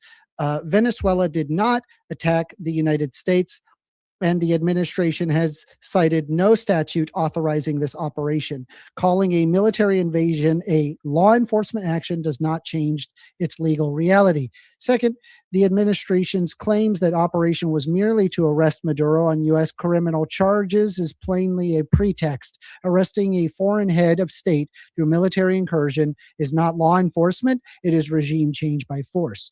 The seizure of territory, resources, and political control confirms that this was never about a simple arrest. Under international law, the illegality is just as clear. The United Nations Charter, a binding treaty that is ratified by the United States, prohibits the threat or use of force against another nation except in self-defense or with Security Council authorization. Neither condition is met here. Venezuela did not consent. The United Nations did not authorize force, and there was no armed attack against the United States. The administration's attempt to justify this invasion as an act of self-defense based on alleged drug trafficking tied to the Venezuelan government has no basis in international law. Self-defense under the United Nations Charter applies only to actual imminent armed attacks. Drug trafficking, however serious, is not an armed attack. Accepting this argument would effectively erase the Charter's limits on war and would allow military invasions based on almost any cross-border harm, from migration to disease to economic disruption. Nor does the existence of criminal charges against Maduro justify military force. Criminal jurisdiction and head of state immunity are legal questions for courts, not excuses for invasion. Historically, when the United States has used force abroad for arrests, it has been done either with the host nation's consent or in response to armed attacks. Neither applies here. The administration has also suggested that Maduro's disputed legitimacy in Venezuela's human rights violations justify intervention. The bar has condemned those abuses, including Venezuela's illegitimate 2024 election, but violations of democracy or human rights do not authorize unilateral military action. If they did, the prohibition on war would be meaningless. Most alarming is that the president stated his intention to, quote unquote, run Venezuela and control its oil industry. There is no legal basis, domestic or international, for the United States to govern foreign country or seize its natural resources. This constitute as an unlawful military occupation and pillage, conducted prohibition even during wartime. The president also has no constitutional authority to administer foreign, state, or occupy it without explicit congressional authorization and funding. History underscores the danger of this path. When the United States invaded Panama in 1989 and seized its leader, the action was widely condemned by the international community as a violation of international law. That invasion damaged U.S. credibility and reinforced global resistance to unilateral military force. President Trump's action represent a return to discredited gunboat diplomacy, the idea that might makes right. For decades, the United States has worked imperfectly but intentionally to replace the model with an international system governed by law rather than force. This operation abandons that commitment. Congress must act. Members of Congress are bound by their oaths to defend the Constitution and the United States treaties, including the United States Charter. At minimum, Congress should pass a resolution condemning the abduction of Maduro and any attempt to control Venezuela or its oil resources, and immediately block funding for any continued occupation or intervention. If those measures fail, Congress must turn to its remaining constitutional tool, impeachment, to retrain a president whose lawless action threatened not only American democracy, but global peace and stability. That's all I have. All right. Thank you for that closing statement. And that will conclude the closing statements. Great work from both debaters tonight. Again, in the chat there, if you are enjoying what you're seeing, make sure you like the stream, subscribe to the channel so you don't miss any of the debates we host here on Swords of Reason. We run all kinds of matchups, political, cultural, social, philosophy, internet beefs even, okay? Anything where the conversation is worth clashing over, we bring it in the arena. And don't forget to subscribe to tonight's debaters as well. Their links are both in the description. Make sure you show them some support for stepping into the arena and sharpening their arguments tonight for us all. All right. And before I start the timer for the chat Q&A, I always like to ask a question or two to each debater myself based on either things I heard, argument I want clarified, something I think was missed, anything like that. And then once those questions are answered, we'll get into the official 30-minute Q&A. So my first questions are going to be for the affirmative. So if even if Maduro is like a bad actor, we'll just say the word bad actor for the numerous things he's allegedly done, what limits should exist on the U.S. power abroad, and how do you know Trump didn't cross that line here? Yeah, and that's a good question. The limit, like obviously there's going to be going too far. Like if Trump were to just, like, honestly, like, you know, starting a new war, like, you know, not a fan of new wars and such, which we're not in with Venezuela. It was just a swift operation. We're not sending troops over there. There's not an active war going on. So with the Maduro, like if it was just like an innocent leader or something, that would be different. But Maduro was not an innocent. So I guess that's all I got to say. All right. All right. Did you have anything for that, First Amendment? No, All but right. that'll be a great clip. All right. And then the next question is if our intervention leads to like instability now, or like sanctions backfiring, or a bunch of civilians suffering, like what point would it have to reach now for the for what happened to stop being justified? It would have to get to the point where it was for them now under Maduro's reign. It would have to be just as bad or worse than that, I would think. Okay. Okay. And did you have anything for that, First Amender? Could you repeat your question? I was reading something. Yeah, I had asked if like the intervention leads to like what we had done now leads to like sanctions backfiring or a whole bunch of civilian suffering. At what point, like, what would it take for what we did to be to stop being justified? I mean, there's an argument to be made. Let's say, for example, like that Maduro is an illegitimate leader. Then, I mean, I would be okay with putting Maduro back, but that there's international pressure to depose Maduro. All right. All right, and then then we'll move on to my questions for you. Is so if there is a foreign regime that is tied to drug trafficking that like is directly harming U.S. citizens, what specific line must be crossed before what what we did becomes justified? Military involvement is probably the issue that I uphold. There have been covert actions that have been done by the United States in the past, also ethically dubious, but one might be able to argue that there would be some need for it. For example, CIA action, but I'm not even a fan of that. All right, all right. And did you have something for that, Kuvik? No. Okay. And then my next question is for First Amender is so what would be the realistic like alternative policy that would have produced better results without still empowering Maduro? I don't know. That's a complex question. I would have to deal with international experts on that. Uh, I would likely want to get with coalition with, say, for example, China, and actually have trade agreements that would prevent Maduro from gaining more power. All right. And did you have anything for that, Kuvik? No. All right. All right. So that we will get into the official Q&A here. We're going to start. Remember, guys, Super Chats and PayPals and Cash Apps gets priority. So if that fills up the whole 30 minutes, we may not get to your questions. So if you want to make sure you get something in, send it that way. But we don't have too much. We may get to it. We'll see. But let's start the timer up. First thing, we had War Dog. Bumping up the membership. Shout out to you, War Dog. Thank you very much. Then we have Anthony Salea says, I'd like to see First Amender with his posse try to take anyone's shit.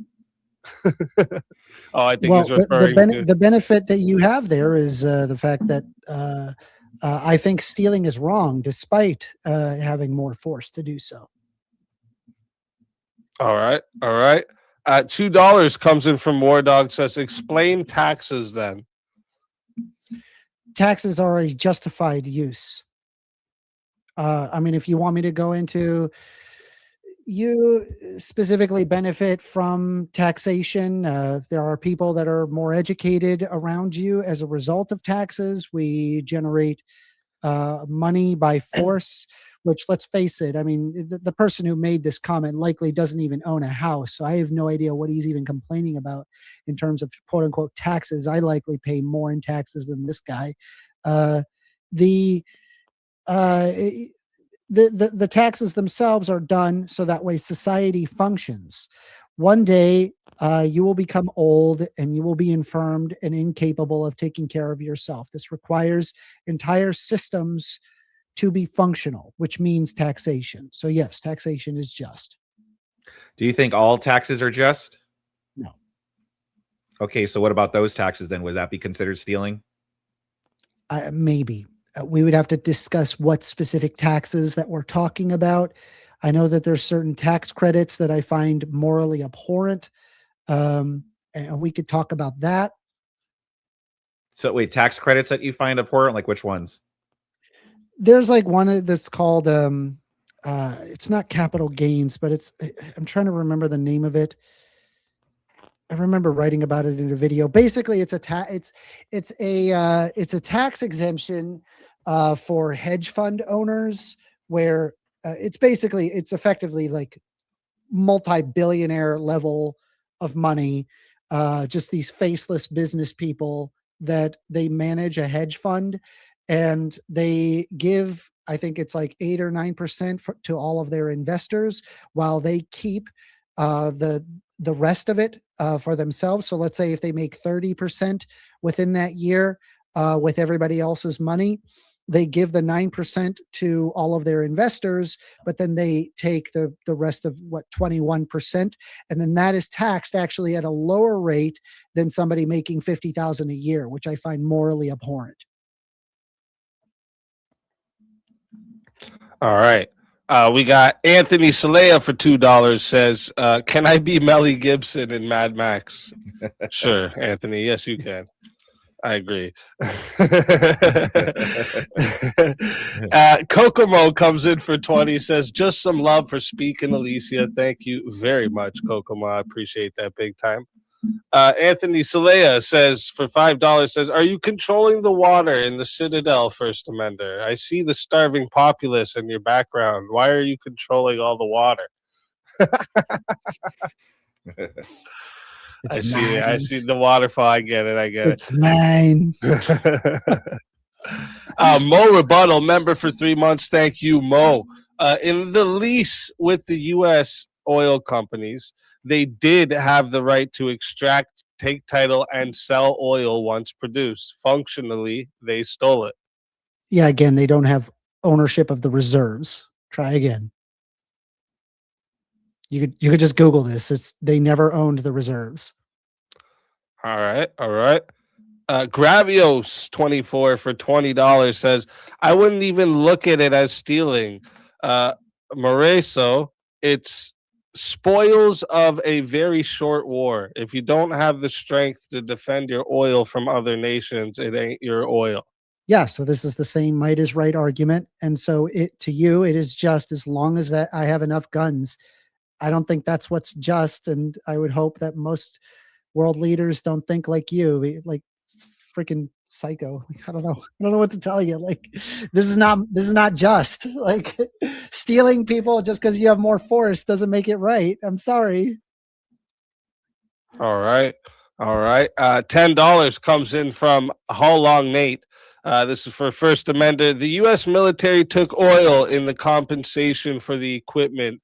Chavez stole it from U.S. companies. It wasn't stealing. It was repossession in kind. I don't know what you're talking about specifically. I would have to look at, like, specifically what is going on there. I don't know. I would have to. Okay. For $5, Premonition says Trump has paid off people's homes when in need. He has been helping people for years. He doesn't seek the attention for it.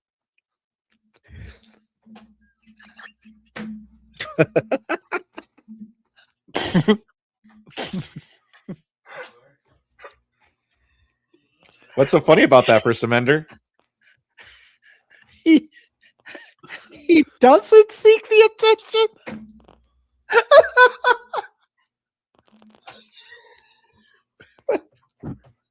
What the fuck? He's like the most famous person, like short of Adolf Hitler. What do you mean? He's the most attention-seeking person on planet Earth. Holy crap! Oh my God. That's like I look at Milo Yiannopoulos. It's like, he's not gay. Like, look at him. He's gay as shit. Like, what do you?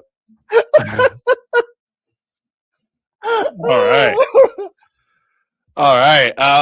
Thank you for that premonition. $5 from War Dog. Thank you very much. Every president has made money while in office, but Trump is also the only president to lose money in office as well. Well, he made a lot more money than most other presidents. Like, $1.5 billion is nothing to cough at. I'm not aware of any president that's made that much money. He's clearly benefited from the U.S. presidency, considering the fact, I mean, number one, he's not in prison because he's a president. All right, all right. Uh, How long Nate for $10 says First Amender's whole argument is Orange Man bad, bad faith, emotional appeals do not constitute arguments. Vic rules. By the way, UN, NATO, and international courts have no teeth without the USA. Also, the U.S. Constitution, don't forget that one. But I guess, does that have no teeth as well? But okay. And I love that I brought up relevant case law, and you say my entire argument is Orange Man bad. If Biden was doing this, I would say that it goes against international law and I would be against it. This has nothing to do with Orange Man. This has to do with an action that is clearly illegal. And I would also argue that it is immoral as well. Stealing is wrong. Yeah, just because you have a bigger stick doesn't make it right. All of these are arguments. And no, it's not an emotional appeal to make that an argument. Holy crap. The guy didn't listen at all. Well, it's just that judging by your Cope laugh a little while ago when asked about how Trump paid for people's homes and wasn't seeking attention, and also earlier how you're like, do you really think Donald Trump cares about the people of Venezuela? Assuming that you already know what Donald. Well, again, are you a mind reader, First Amender? I don't have to be a mind reader to see how people act and then be able to understand what somebody is likely thinking. You probably think I'm an idiot, right? Oh, am I a mind reader? Well, yeah. No, I look at your actions and then I determine what you're thinking based on what your actions are. Jesus. Yeah, I have to spell it out for this grade schooler. Like, what is wrong with you? Yeah, but what has Trump done that you're like, nah, he can't possibly care about the Venezuelan people? He has consistently been extremely selfish for his entire life. He has been nothing but that. He received $450 million from his freaking daddy, and that's how he got wealthy. Like, this guy has sunk company after company after company, but despite all of his efforts, he was able to use the Trump name to be able to pull himself back up. That's what it was. He has been selfish his entire life. It has never not been that way. In fact, he's consistently used other people's money to build up things for it to ultimately go bankrupt and to legally put the banks on the hook on it instead of himself. Brilliant, really. Yeah, he's a suit. Yeah. All of those things. Interesting. Okay. All right. $20 comes in from Gravios24 again. Thank you very much, Gravios. Man, First Amender has some serious TDS. Dude is still disingenuous in every talk he gets in. So it doesn't matter if Trump did this or if Biden did this, it would be the same problem that I'm having. It goes against international law. It's stealing. I don't know what to. It has nothing to do with Trump derangement syndrome. It's me upholding what's right. And a lot of the things that Trump is doing is wrong. Yeah, actually, a little follow-up. You had mentioned earlier that you think past presidents that have done this are wrong too. For instance, like when we went and captured Saddam Hussein, like would you have said that was probably wrong too? I mean, the capture of Saddam Hussein, I would probably say yes, but I think I'm saying yes in hindsight. Okay. What about Osama bin Laden? Because Obama didn't get congressional approval either to do that. No, totally okay to do that. No, he did get congressional approval as well as approval from Pakistan to do it. Okay, so he was well within the law on that one. Next one. Oh, I just scrolled myself up. Whoops. Where was I here? Oh, right here. $5 comes in from Prince of Dogs. Hold on now, guys. You might hurt his feelers. Thank you, Prince of Dogs. And Bandit for $2. Oh, did you want to say something? Oh, no, I was just coughing. Yeah, sorry. Oh, okay. Bandit for $2 says, First Amender going to take Vic to the Leering Center. Leering Center. I totally leered stuff tonight. I did. Oh, yeah, we're leering tonight. $5 from Bandit says First Amender just conceded by his own argument. He just lost the debate. Explain, because KEWL couldn't do it. I'm wondering what part this came in at too. But thank you, Bandit, for the $5. $5 from Airborne Animal. Thank you very much. First Amendment's logic, as he admitted, is might means right. So President Trump is completely justified in going in and arresting Maduro. KEWL Vic. I don't know what debate you were watching because I never made an argument for might is right. That was KEWL Vic who made the argument that might makes right. Yes, you did. And I will have a clip on it as well. I remember it very clearly. We have it. I explicitly, well, are you going to clip the part where I said Mike makes and not might makes right? Okay. You're probably not, huh? All right. Next one comes in from Bandit. First Amender, something being immoral is not the same as it being justified. I agree. But it's both immoral and unjustified, and I showed how. All right. $5 comes in from Sir Missile Monkey. Maduro ignoring the results of his own country's election equals he's the recognized leader and president. So elections just don't matter then? So technically speaking, yes. I mean, is that a bad thing? Sure. Is that there's something the international community can do with it? That doesn't give you a right to depose the president. No, you don't have that ability to do so, legally speaking. All right. You got, okay. I thought you were going to say something there, cool. War Dog for $5 says Biden, who gave the warrant order, thought it was justified. I mean, you can give a warrant. That doesn't mean you could depose the president and take them away. You're not allowed to do that by international law. That's why Biden didn't do that. All right. Another $5 from Airborne Animal. Thank you very much. First Amendment, like most leftists, has no moral or logical consistency. He makes wild assertions without evidence and knows people's thoughts. Ridiculous. So I didn't make any wild assertions. I brought up relevant legal precedent. I do have a moral and logical consistency. My morality is based off of human reason and what leads to better outcomes for people. You do not need to appeal to a god to do that. In terms of logical consistency, I find myself constantly trying to plug up any instance of a logical inconsistency, in which case, if somebody is able to find one, I'd be glad to listen to it, hear it out, and then retrain whatever it is that I missed. That has happened to me in the past. I'm always learning. I don't have perfect logic consistency, neither do I think anybody else for that matter. But in this particular argument, I don't believe I had any logical inconsistency here. I think it was completely logical. And making wild assertions, bringing up relevant case law is not a wild assertion. It is relevant case law specifically around the topic.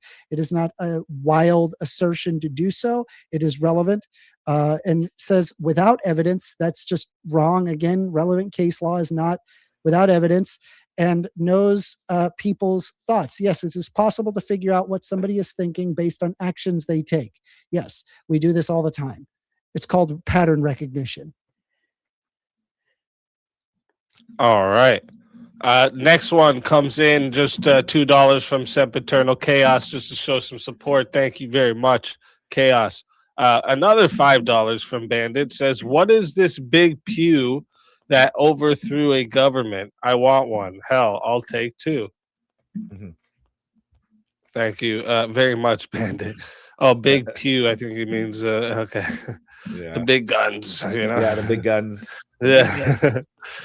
War Dog for $20 says, if you have a warrant for crimes and property was seized, oil, in execution of said warrant, why would you consider that unjustified? Does American justice fall short of international justice? Yes, it does currently. Under the Trump administration, which was my argument, why it is unjust. And why would I consider it unjustified? We never owned the reserves of oil. We can't just physically take that oil and then just say it's ours just because, I don't know, reparations for perceived drug offenses. Drug offenses do not give you a carte blanche to go in and take a sitting president. You're not allowed to do that by United Nations Charter, United States Constitution, and international bodies. And I've presented my evidence for that, and none of that was rebutted. All right. Next one is Mike, just coming in and becoming a member. Thank you, Mike. Appreciate that big time. Another $5 from Airborne. Thank you very much. It says non-lawyer First Amender keeps making wild legal assertions, which are directly contradicted by the DOJ legal opinions. Yeah, I would imagine. Here's the thing. Like, if I asked the newscasters of North Korea what they think about North Korea, I'm sure they would like to come up with every single justification to Kim Jong-un. That doesn't make Kim Jong-un right. The Department of Justice was specifically filled in with sycophants of Donald Trump to affirm his position. So, of course, you're going to find confirmation from that. But we look at other sources that are not impeded by Donald Trump's attempt to fill as many justice departments with sycophants that will follow him to the end of the earth. All right. And if you have anything for any of this, cool, Vic, you feel free to answer anything too. Yeah, for sure. Yeah, no, okay. I know. We got $10 from How Long Nate. First Amender, where did you cite the writer of your closing statement? Where did I cite the writer of my closing statement? I was just referencing the New York bar. New York bar. All right. $10 from Trench Deacon. Thank you very much. What are the limits of presidential policing authority as commander-in-chief, considering wars like Vietnam or the global war on terror were never officially declared war or authorized by Congress?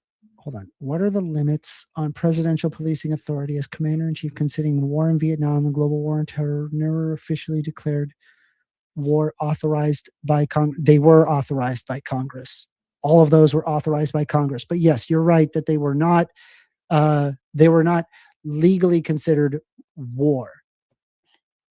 Like we haven't done that since World War II, which is really sad, actually. All right. War Dog for another $5. Thank you very much. Says, if you roofie someone's drink, is that not an attack? If so, then would the drug trade from Venezuela not also be an attack? If you roofie someone's drink, is that not an attack? If so, would that drug trade from Venezuela also? No, it's just not an attack. It's just not under any pretense. It's just simply not that. I mean, maybe if they're poisoning the president directly, maybe you could make an argument there. But no. Simply drug trafficking is not a justification to that. What if it was a consistent thing? So let's say it's like let's say it was a married couple and the wife is slowly poisoning her husband. Like every day she prepares his food and puts a little bit of, I don't know, bleach or I don't know, something in it that poisons them each day, gets them sick. Would you consider that an attack?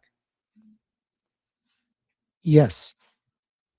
Okay. I don't know what that has to do with countries, though. I don't know why you think people are equivalent to countries.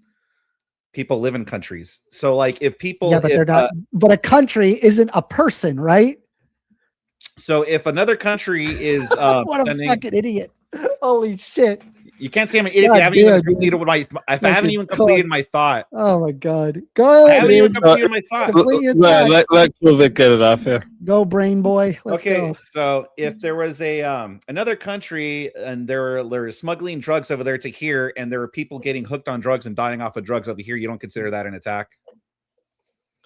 I don't know. I wasn't paying attention. I was just thinking about you eating paint chips. Well, that's a weird thing to say, First Amender, but okay. All right. Hold on, Easy. Go ahead.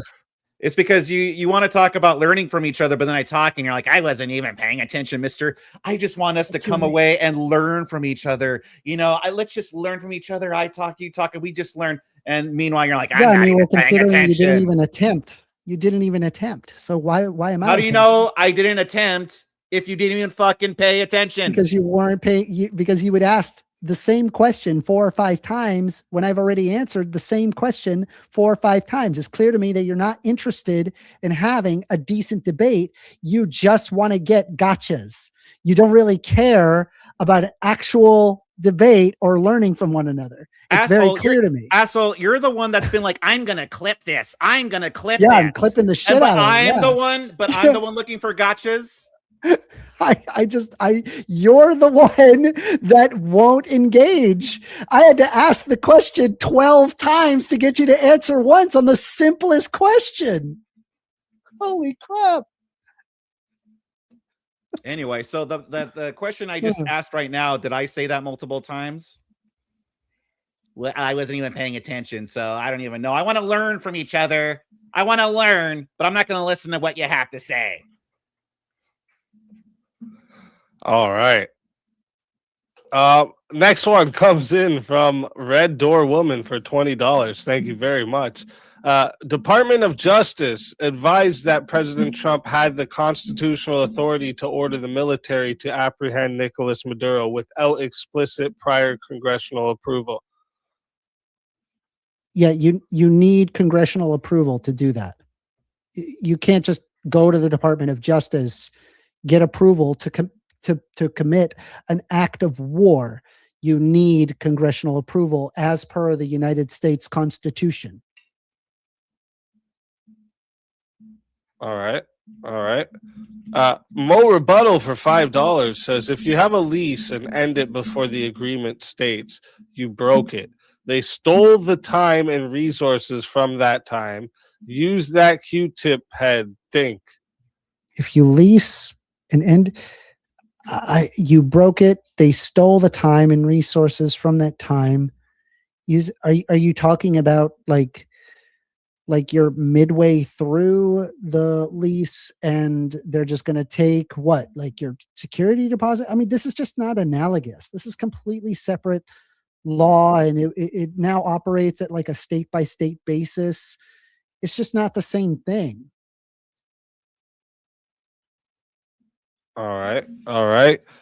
We got $5 comes in from Wicked Wally. Thank you very much.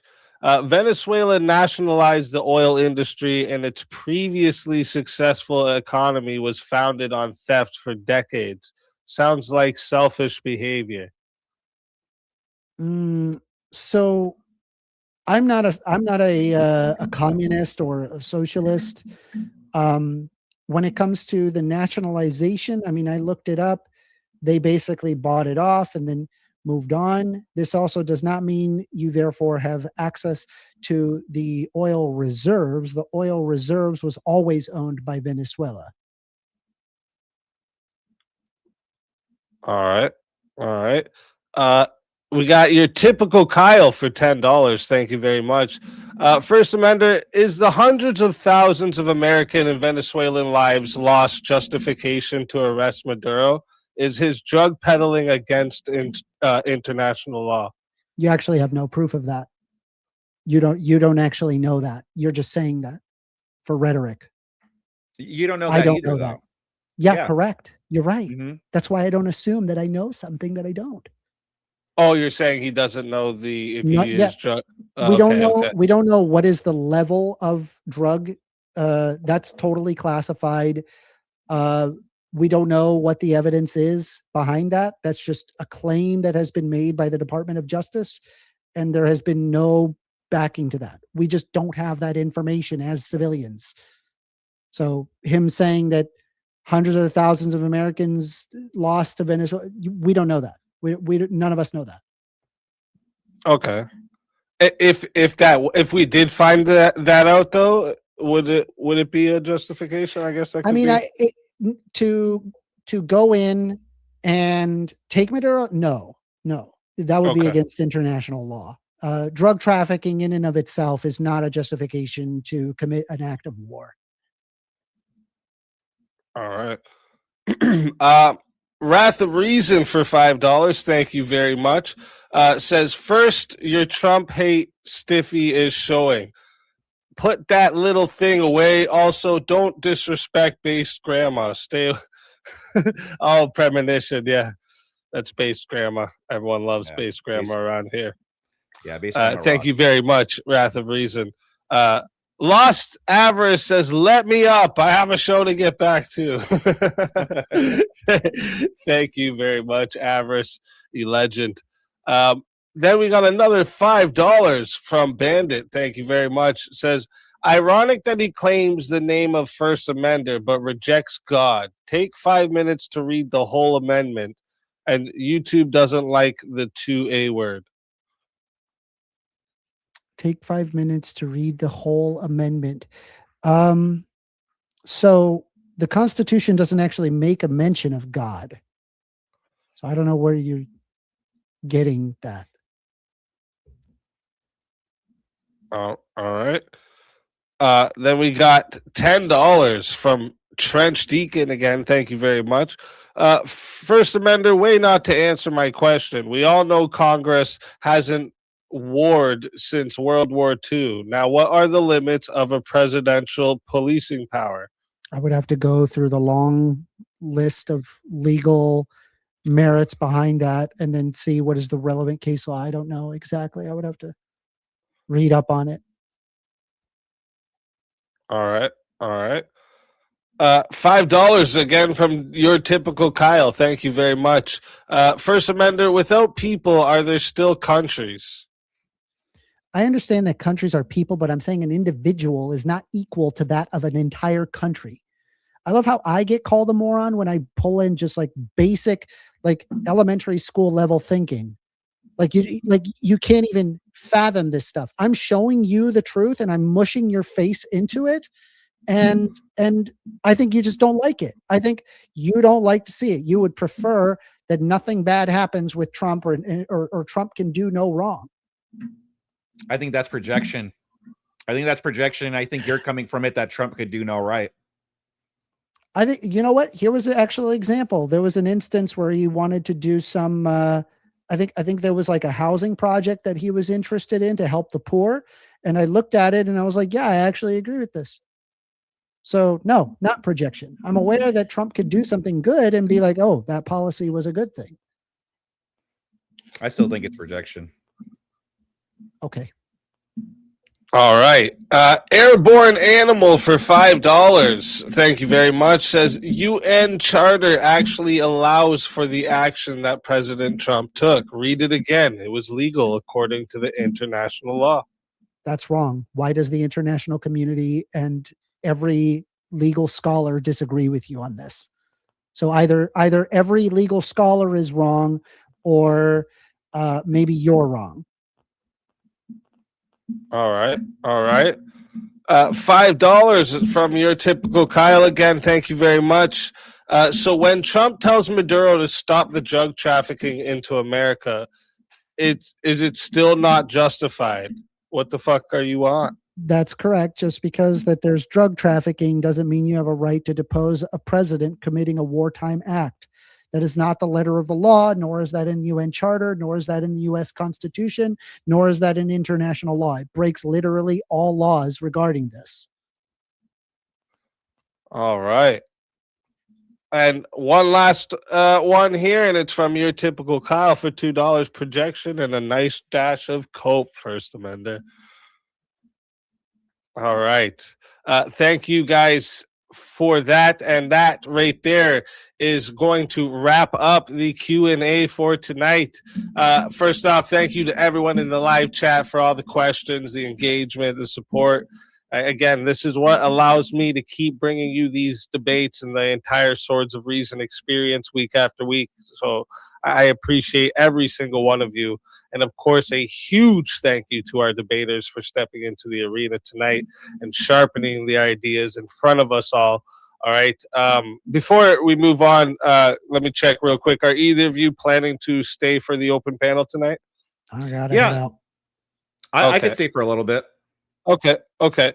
Perfect. So what we're going to do here, what's happening next is we're going to roll the debate outro song and video. It'll run for about 4 minutes. It's perfect time for everyone to hit the washroom, grab a drink, stretch your legs, whatever you need to do before the open panel begins. During that outro, I'll drop the link in the chat for anyone who wants to join the open panel, test the ideas, continue the conversation on tonight's topic. Anyone is welcome to hop in. Just come ready to, question, debate. And if you're coming to try and just like troll or bring personal drama or any of that stuff, you're just going to get muted and most likely booted. So when you're ahead with that idea, just quit, okay? And before we run by the the way, outro, anybody that's interested, I am taking calls after this. So if you want to call in and debate a woke or discuss rather a woke liberal, maybe about today's topic or anything else, I am going to be taking open calls. So I appreciate you.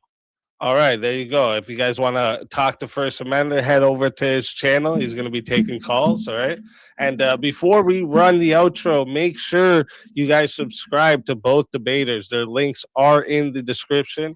And if you're enjoying the debates, hit the subscribe to the Speakeasy channel as well so you don't miss any of the upcoming Swords of Reason battles we got every Monday, Tuesday, Wednesdays. This is where logic meets passion. All right, let's roll the outro, and I'll see you all in a few minutes.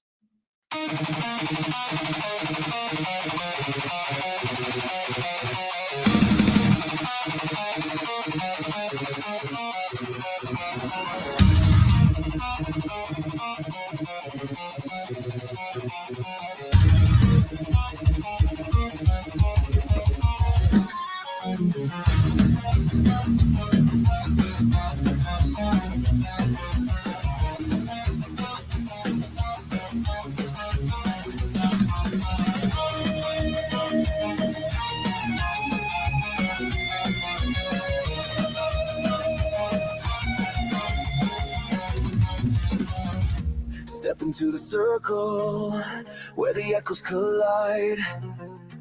Truth through the static, no place to hide.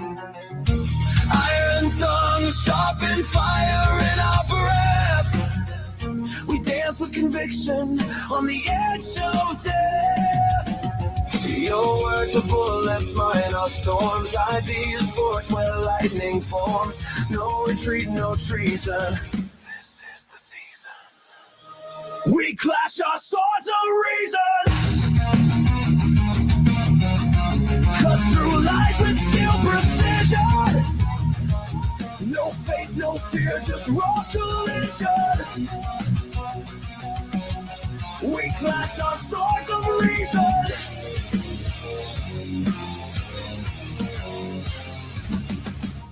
Facts burn brighter than a prophet's flame. Egos crumble, but the truth remains.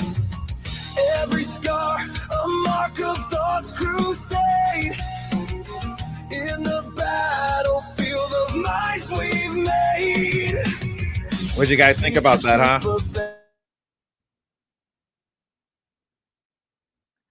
Yeah, I thought I could have done. Hold on, I'm gonna mute this real quick. How do I do that? All right.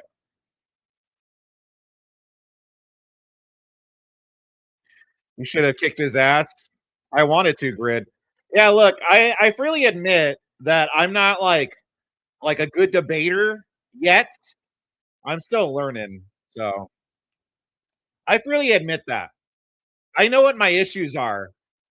The thing is that I get too flustered. Like I already know what it is. I'll go more into it when I do my I'll probably do a little bit of a cope stream after, like a little bit of coping. So but I tried my best. Nah, you're just slow. Yeah, that too. I think as much credit as you're giving yourself, Vic. I truly think first offenders. Oh, I'm going back on. Oh, never mind. I really think first offender hits new lows every time he speaks. Yeah, I agree. There's a lot of times too. I just wanted him to talk because I know the more that guy talks, the more of an ass he makes himself out to be.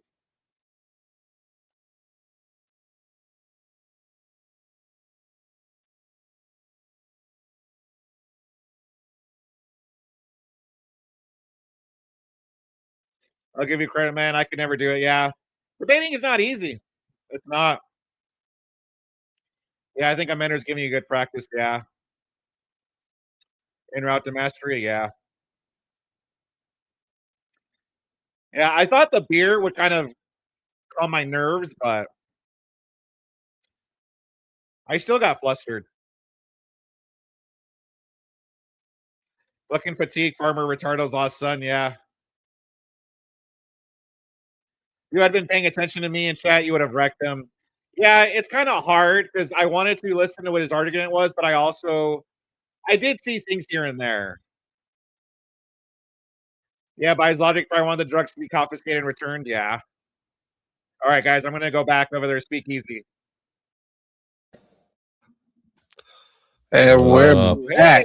I see there's someone that's new I haven't seen around before in the back. So if you could just throw your cam on, give me like a peace sign, and then you can turn it off to come up. It's the Kyle in the back. I am so frustrated. No, I'm here for I gotta show. I brought the Avarice notes, and I brought the big guns.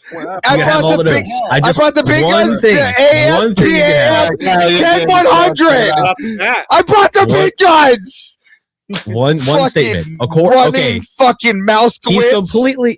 He's completely wrong. One sec, Kyle. I see you. If you want to turn it off, you can turn it off now. You're good. According to wartime power resolution of 73, the president can deploy armed forces for up to 60 days anywhere without congressional approval. It's not even it's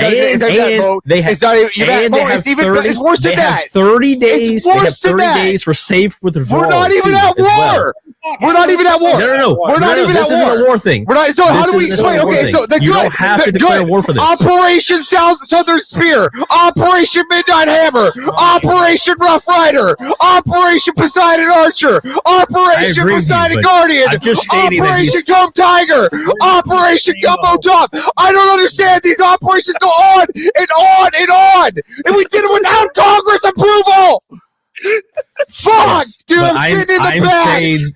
God damn it, dude! Wrong. Fucking running little fucking. He looks like FIFO goes west. Fucking dude! I'm throwing things around my house. I'm fucking throwing things around the goddamn house. Fucking hate this guy. God, and then he tax me. That's what a man does. God, fuck, dude.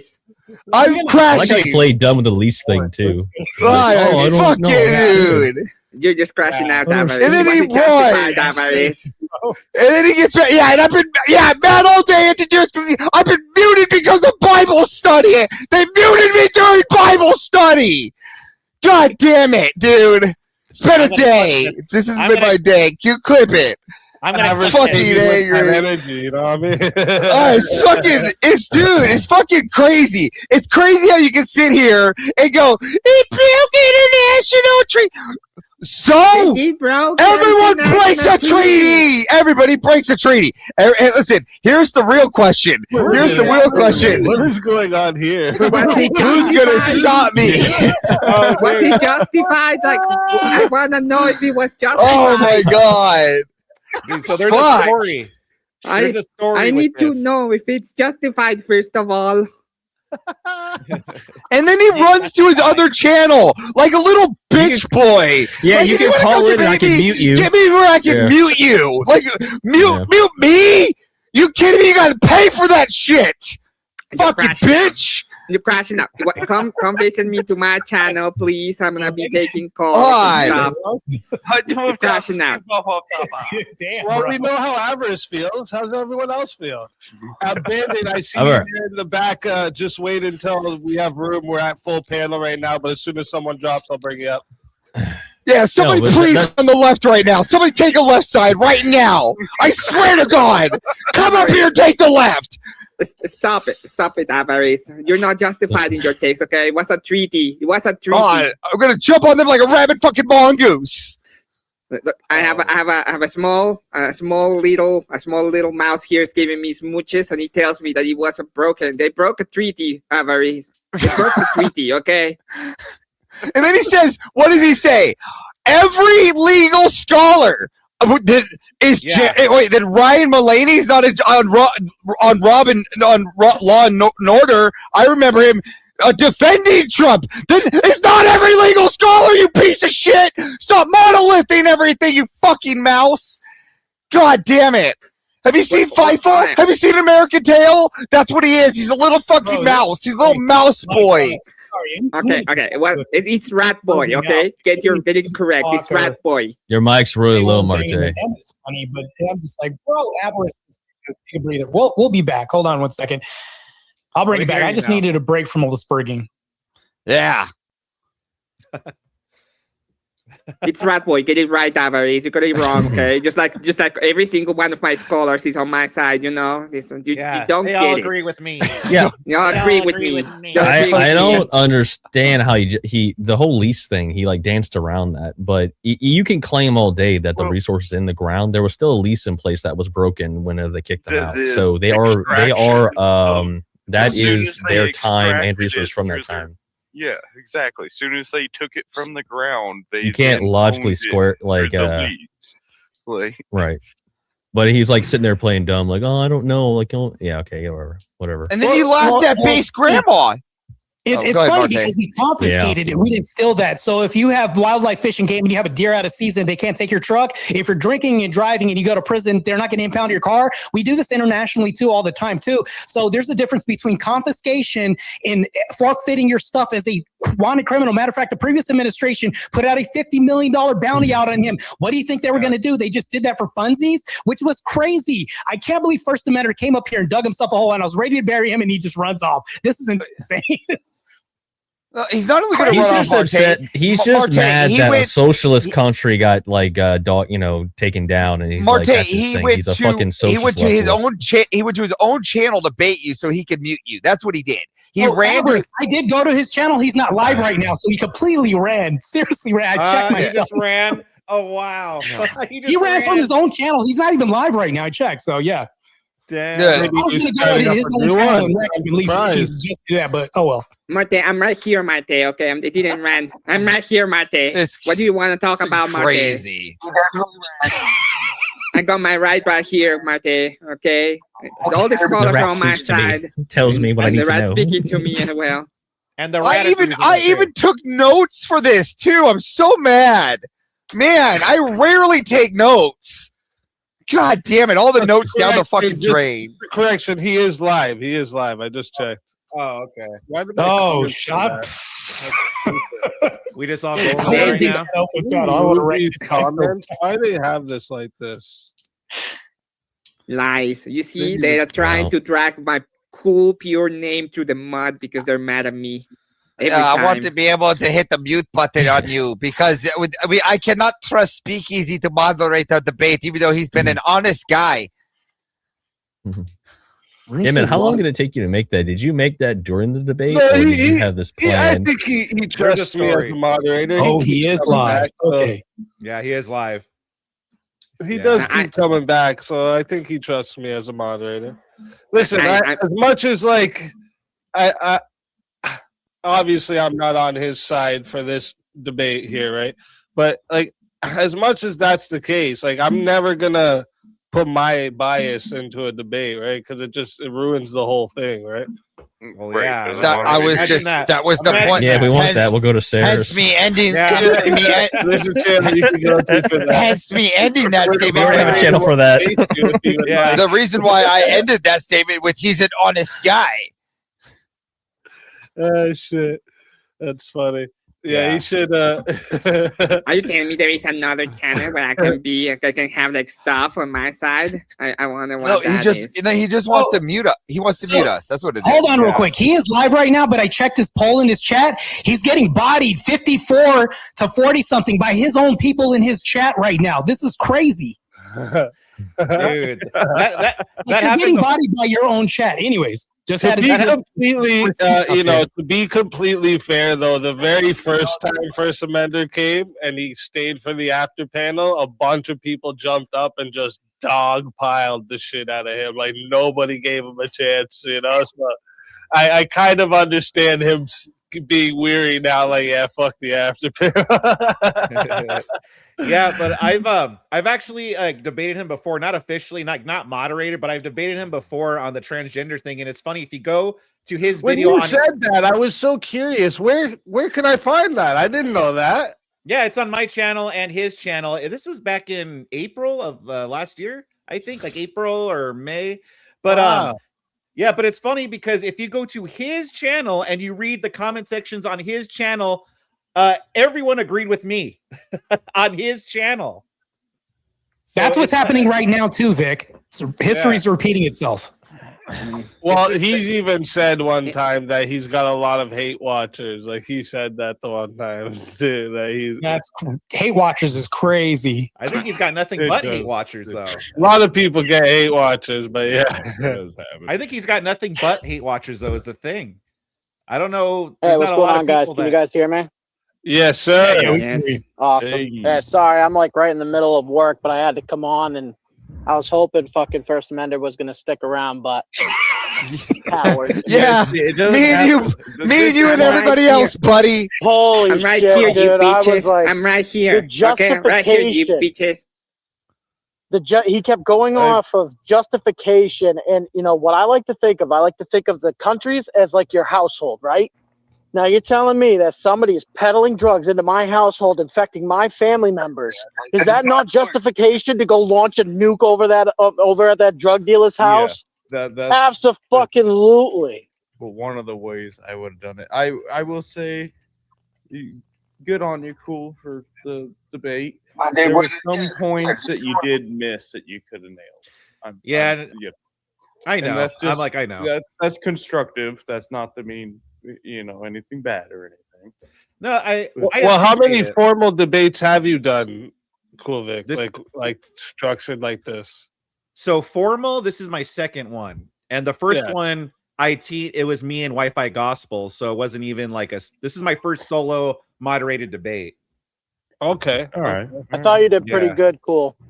Yeah, well, thank you very much. Oh yeah, thank you. I appreciate it. Overall, yeah, that was just a constructive. There was a couple points that I wish you really pushed on, like the whole Maduro usurping his power and not winning the election. That was a really good point. And when the first amender said that, I would have looked at him as a legitimate leader. Bullshit, dude. No Maduro way. is on the left, so he is legitimate. You don't understand. You don't get it. But he was legitimate. That was he actually just one of the agreed with that questions they had argument written because he down knew there was for nothing else Abner, that could have been said about it. Well, this is what I would have said. I would have said that when you have somebody that's literally above the law, even as a president who's offing his enemies, I wouldn't say that's a legitimate leader. So he basically takes out that immunity. So when we think about this, with the narco trade coming in with the Suns gang that came in, which he was sponsoring, when we talk about this, that also takes the immunity out of this. And then he's also funneling drugs to the country. The second point that I want to make is that when Nicolas Maduro was arrested, he also forfeited everything that he brought in. And I want to make one last point that War Dog looks like DJ from Street Fighter. Oh, he totally does.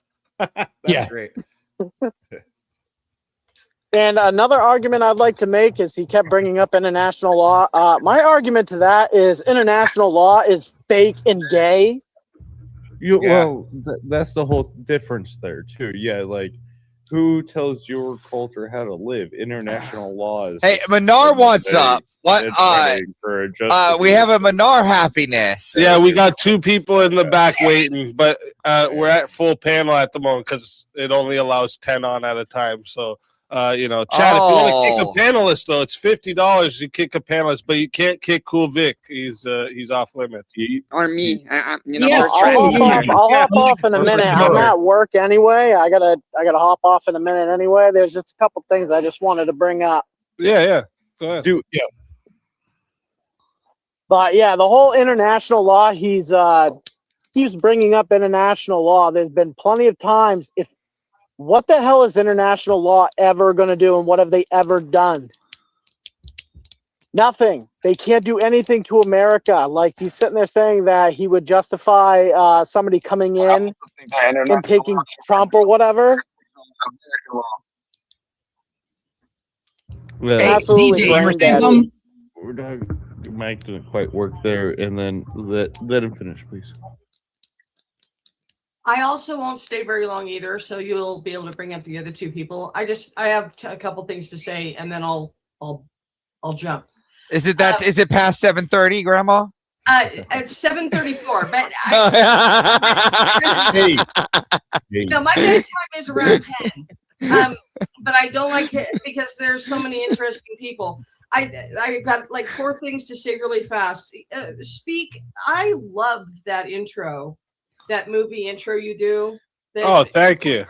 It's just, I love that. That is perfect for me to see and hear. So I want to tell you guys, you probably already know this, but in the 90s, people used to walk up to Trump before he was president, when he was just the richest guy on earth, and they'd walk up and they'd touch him for luck. And what the kid laughed at me about, but these are all true stories, long before he was ever the president. If he saw people in trouble, like if he was driving along in his limousine being driven, or and saw a broken down vehicle, or if he heard about people that were having financial problems, he would pay off their cars, he would pay off people's homes, and he would never just, other people would tell other people that he did it, but he would never say, I did this and I did that. And that's what I meant by that. And so the young man clearly doesn't know that. And he not only did that, but he doesn't care either. Or opportunities, and like that's the things people don't realize is like that dude did a lot of other stuff than what they see in the media, because the media is skewed. No, he was very giving, and this is long before he was president. I wanted him to be president in the 90s, and he also went during the first Gulf War under first Bush's father. That was the first Gulf War, and he was in the news. He was a young man then, saying, we need to take the oil as payment for the equipment that we're using and to pay for everything that we're doing. He said, we need to take their oil, and then it wasn't long after that I think they lit off their oil. I think it was that war that they lit all their oil wells off. Did you guys know they did that? So all these oil wells were burning, like hundreds of them, in wherever they were, Iran. And it took, the Americans had to go over there, American oil drillers, and put them out, because you have to blow them up to put them out. There's just a special way you have to do it. Our guys went over there and did that, or they would still be burning. But Trump back then wanted to take compensation for the country that you've conquered, which is fair to me. I think that's perfectly fine. And then one last other little tidbit that's weird. I don't know all these groups and stuff, and I popped into, and this is completely off the point, and it doesn't matter. I just wanted you guys to know. I popped into the Gauntlet. It popped on my thing, and each time I see to the tomato lady, I get off of there because I don't want to give her a count. Sorry, Bandit. You look like you're getting ready for your picture in jail. Yeah, you look like you're taking his license photo. Right there. All right. Is this guy going to destroy another 3D? What cartel did you come from to get here? Are you going to break another 3D? Is that what's going on here?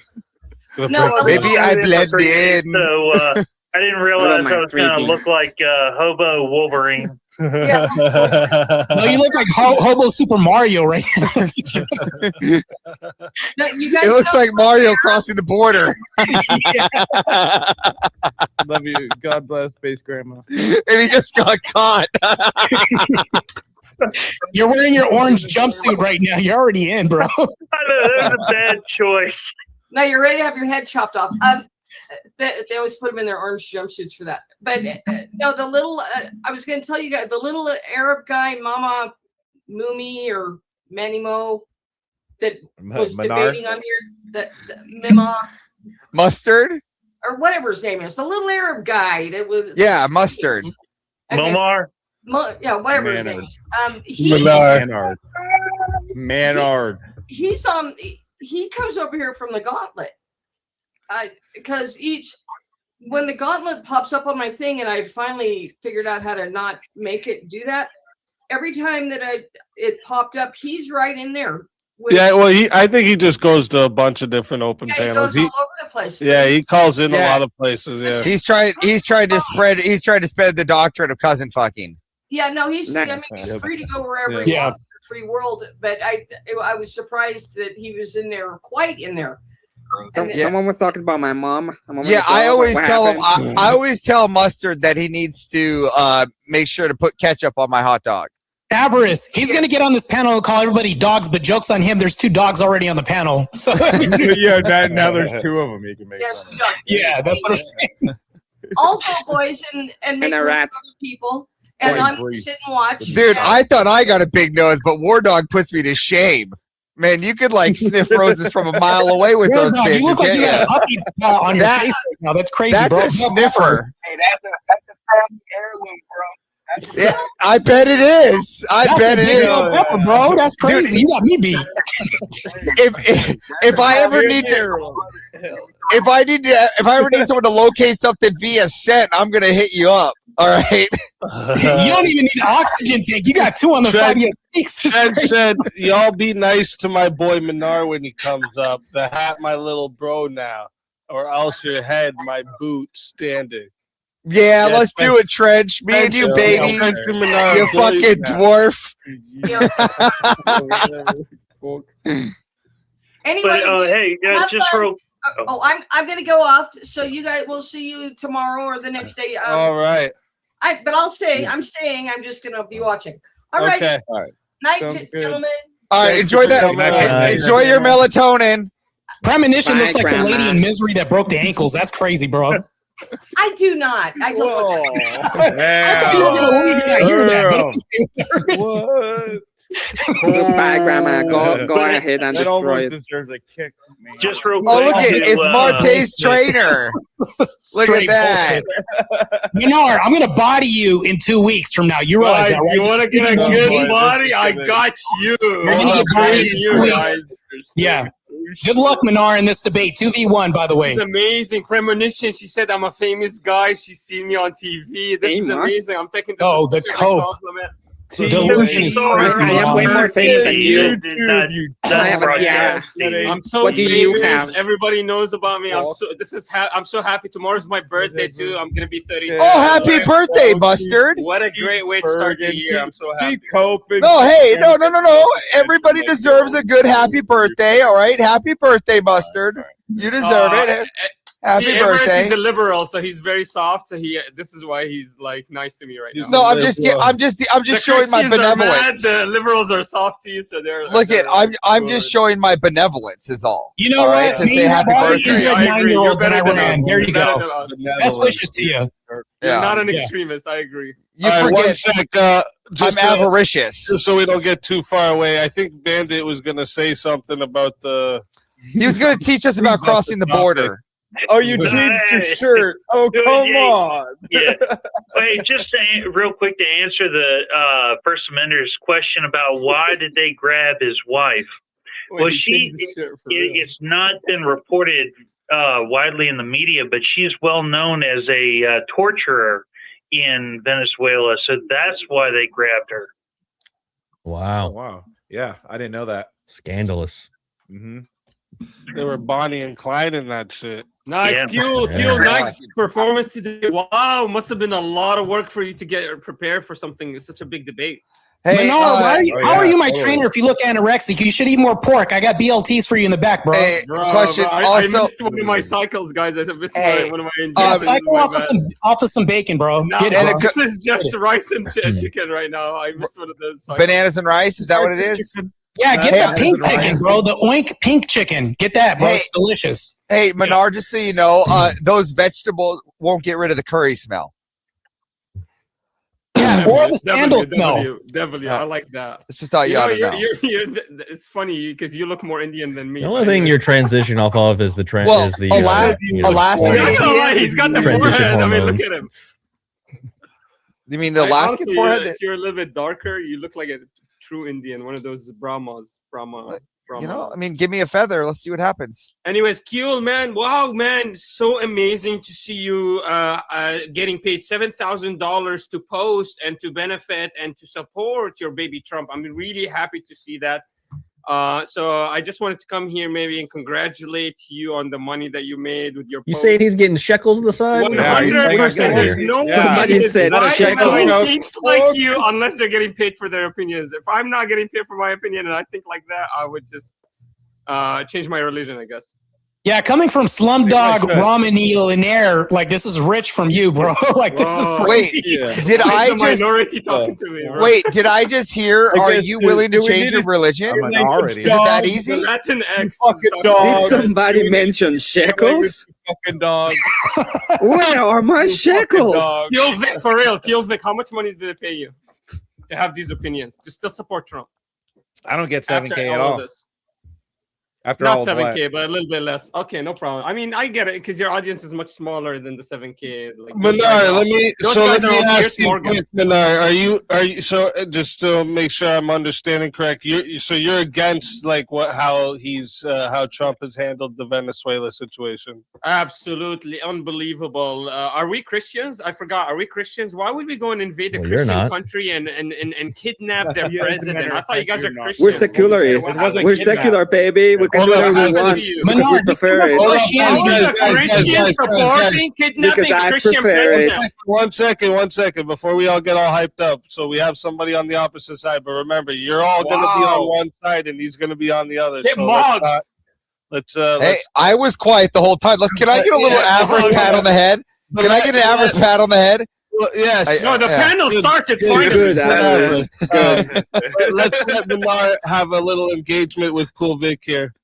So this is what's happening, man. An American president who touts himself to be a conservative and to be a supportive of all these religious conservative values, and he touts himself to be a Christian. He just sold a $2,750,000 Jesus painting and all of this, so you can go and invade a Christian country and claim that this is only to benefit us and our national security, and you guys believe that this is okay as a Christian. Wait, really quickly. Hold on. Really quickly, did we claim the country? Is it ours? No, you just kidnapped the president. Hold on. Hold on. So before you structure your sentences, can you just structure them properly and not make fallacious claims? So you don't have full control of the country right now. If the other president does not is not subordinate, you are not going to do the same exact outcome to them. What? Not that I'm aware of. Oh, even if she Not that I'm aware supports it, of. does that You don't mean believe we that? At have least she believes full now there's a control? little bit of pressure Hold on on, her again, to actually you said agree. I said not that I'm aware of. So you don't believe that America now has influence over the government of Venezuela that's extremely heavy? Well, hold on. We have influence over a lot of countries. We had influence over Venezuela then too, even when we captured him. We still had influence. Hold on. We still had influence over Why is Venezuela. that a good thing? Hold on. Let me land my plane. I was very patient with you, so just give me a second. We similar to we have influence over Britain, France. We even have influence over Israel. Guess what? We even have influence over Pakistan. Why is that good? So I'm just saying we have influence everywhere. So why is that? Why is that? So good? it's kind of a bad claim to say we have influence, right? So if we can just say that we have not taken over Venezuela, that's all I'm getting at before we continue down the rhetoric. We have no control over Venezuela as it stands right now. If you believe in nations and religions and ideologies, and you believe in that they deserve to prosper, then this idea of a singular nation having a full ability to interfere in every single ideology and other nation should be disgusting to you and should be against everything that you believe is fair and right. Why is it justified to have this secular or Christian nation called America go and destroy other and steal and kidnap other Christian and Muslim and secular nations as countries? Why is this justified? Justify it. Because we prefer it. As a Christian. Because we prefer it. Does someone want to take it? That's or do you it. want me to That's get, his justification. You know, does someone want to take it? Or do you want me to That get is a I'll justification. justify it.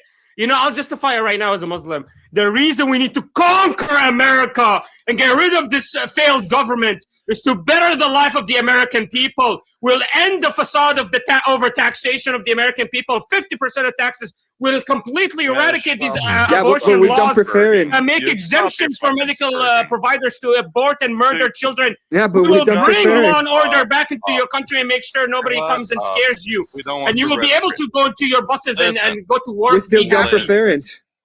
I really don't know what he said at the end of that sentence. I don't think he knows what he said either. See how I justify it? Look how you is justify that it, also so you can enact the Jesuit chat? We just don't prefer it. Okay? Yeah, we don't just prefer it, you. guys. Yeah, we just don't prefer it. Good. There's no objective beneficial outcome to you. It's just Well, we'll have our time to fight on that manure. We'll have our time to fight that. Don't worry. You'll get your chance. You get your I can't chance. believe I'm mugging everyone. This is crazy. You'll get your chance to be destroyed. The delusion is crazy, bro. It's You just a think great you're argument. mugging, but you're spurging. Yeah, so we've got your question. Now let's hear if someone's got some answers for you. Does anybody else want to take it, or do you want me to What go? was the continue? what was the question? What was the question? I was okay. I was think flipping. Yeah, what was the question? Clarify the Hold question. on, let's see if I can steel man this really quick. He's for him. basically asking how do we justify it as Christians? Basically, it's the moral justification he's asking for. To go and conquer other Christian nations. Yeah. Well, there's a failure in his not other. question because he's doing the whole well, as a Christian country, how can you justify invading another Christian country? And it's like, well, invasion doesn't have anything to do with religion. I mean, hell, how many countries over the course of history invaded other countries that shared the same religion? You're trying to make a moral claim off of something that it's not even relevant to the question or sorry.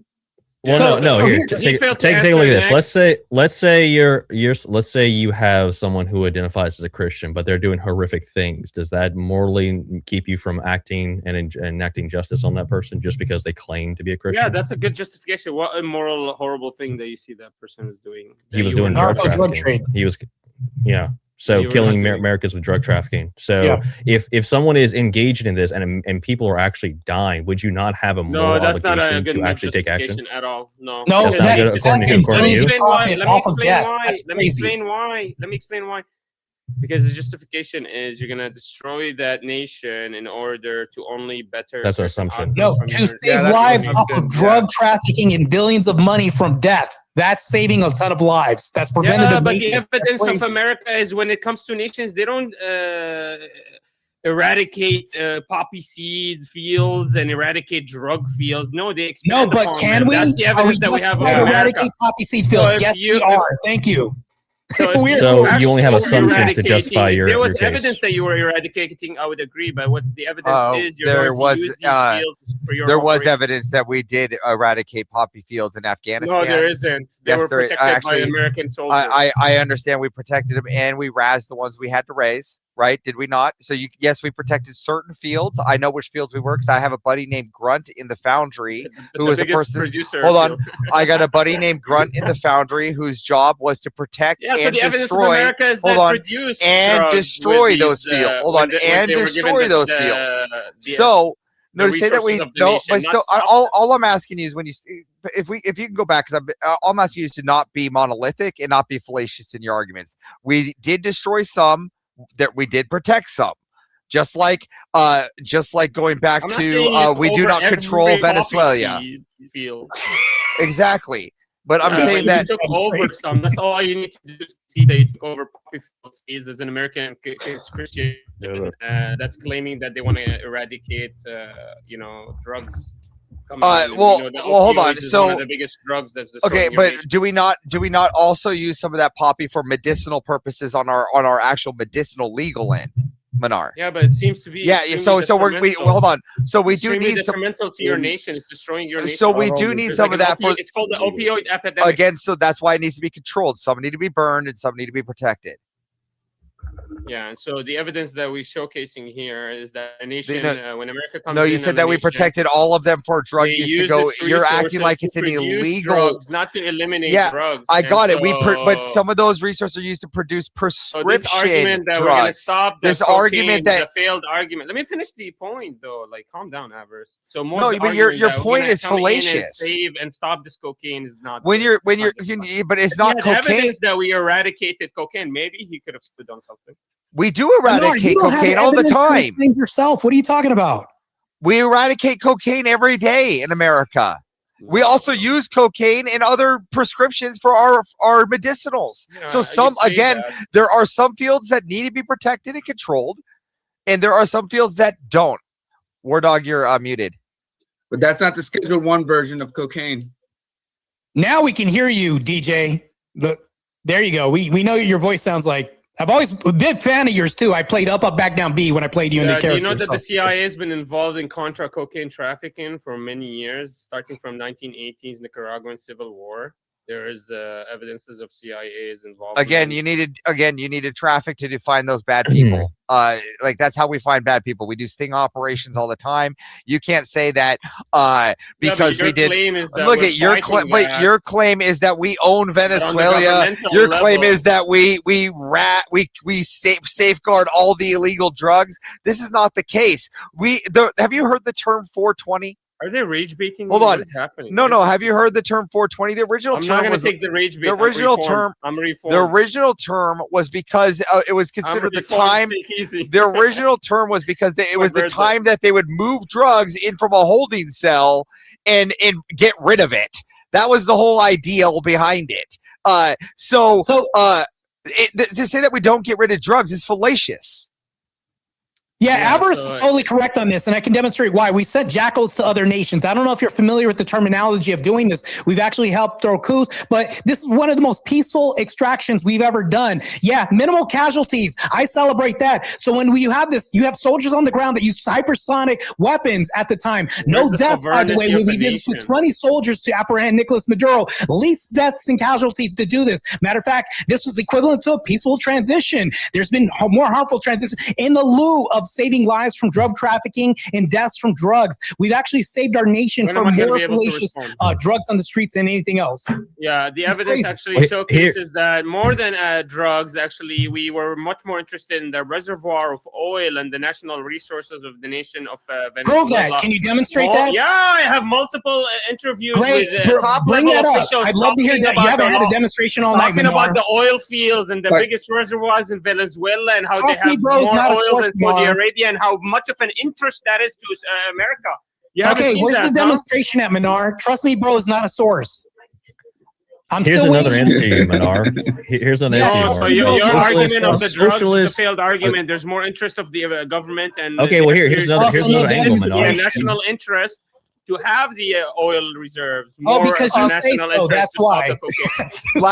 I got Here's one another question angle, from Minar, really Here's another quickly, just angle, on the Minar. How about just a question based on some things I was listening to. So, because you said it was like equivalent to a peaceful. What did you say? A peaceful exchange. So I would say it's more of the equivalent to this because we've had more hostile takeovers that happen in 'Cause I was countries. gonna say, from what I've heard, anyways, I think Venezuelan officials are saying there's 100 soldiers that died during the I would consider that minimal. Venezuelan soldiers, obviously, not American. I'd say that's soldiers. really minimal.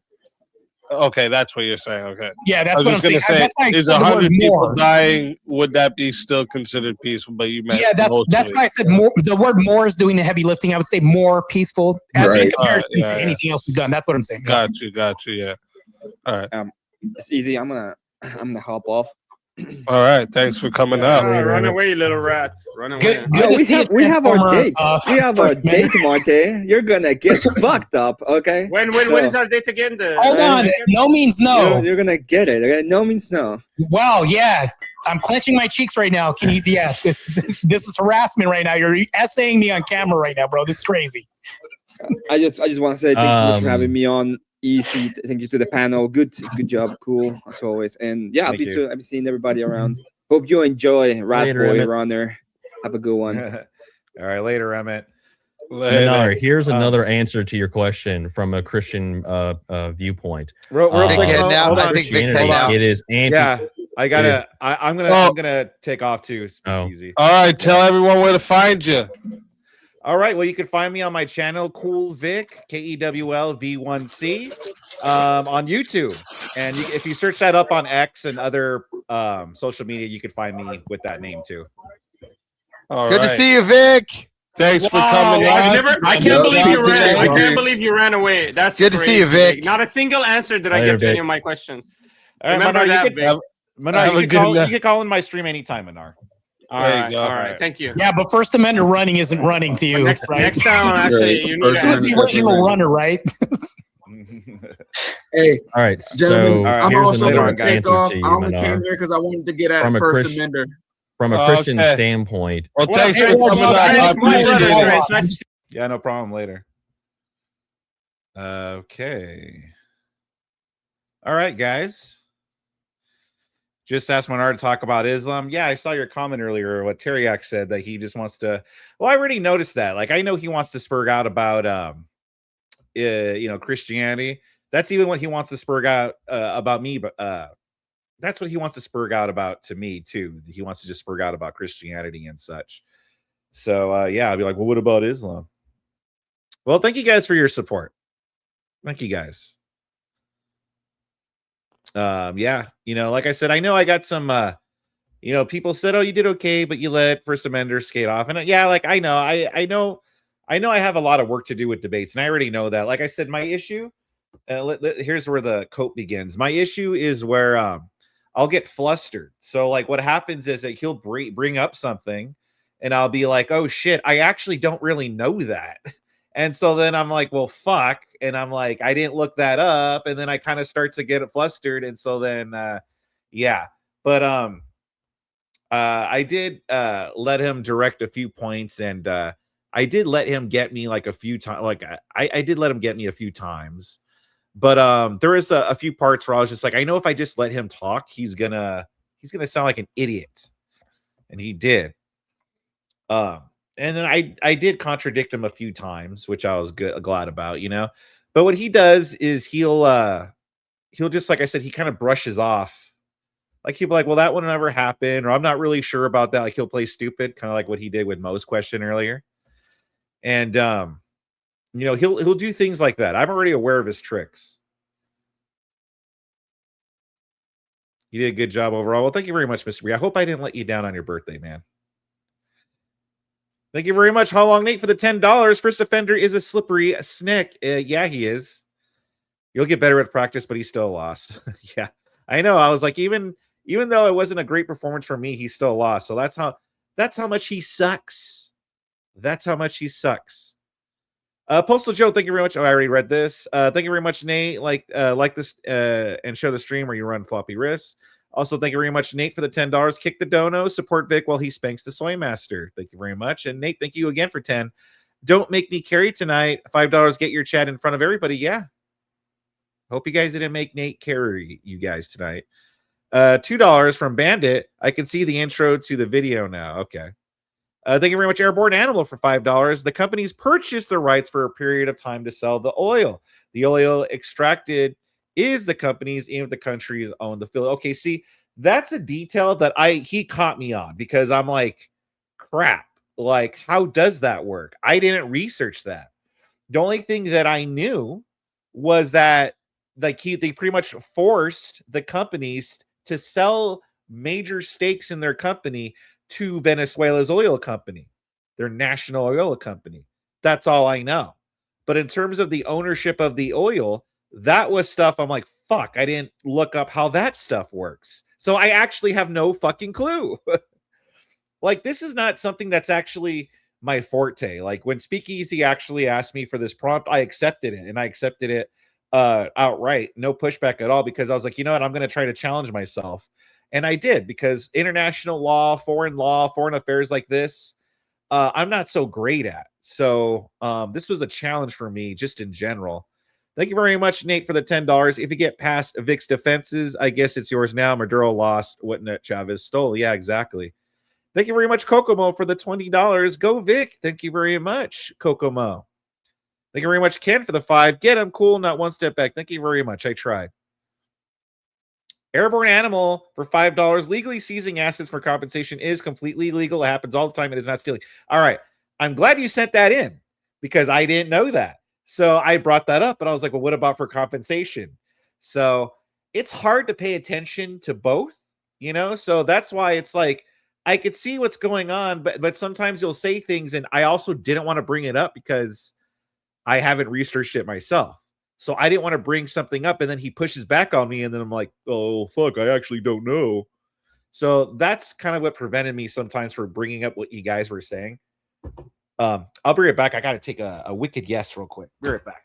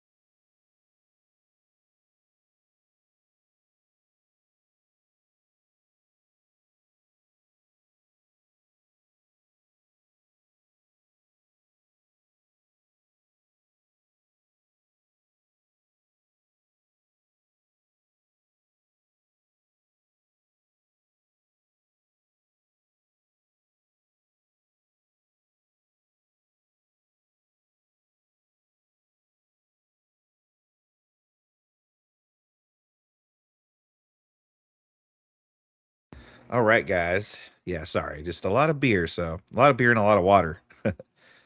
But yeah, thank you very much for Airborne Animal for the $5. And thank you for letting me know that during the debate. It did help me a little bit because I was like, oh, yeah, I could. It is compensation, technically. Thank you very much, How Long Nate, for the $10. Legally speaking, there was already an international warrant for Maduro. The U.S. went and collected him and turned his Cuban bodyguards in shoeboxes. Yeah, that's true. That's what I mean. It was like, well, there was a warrant and it wasn't started by Trump. Like the whole conflict with Venezuela wasn't started by Trump.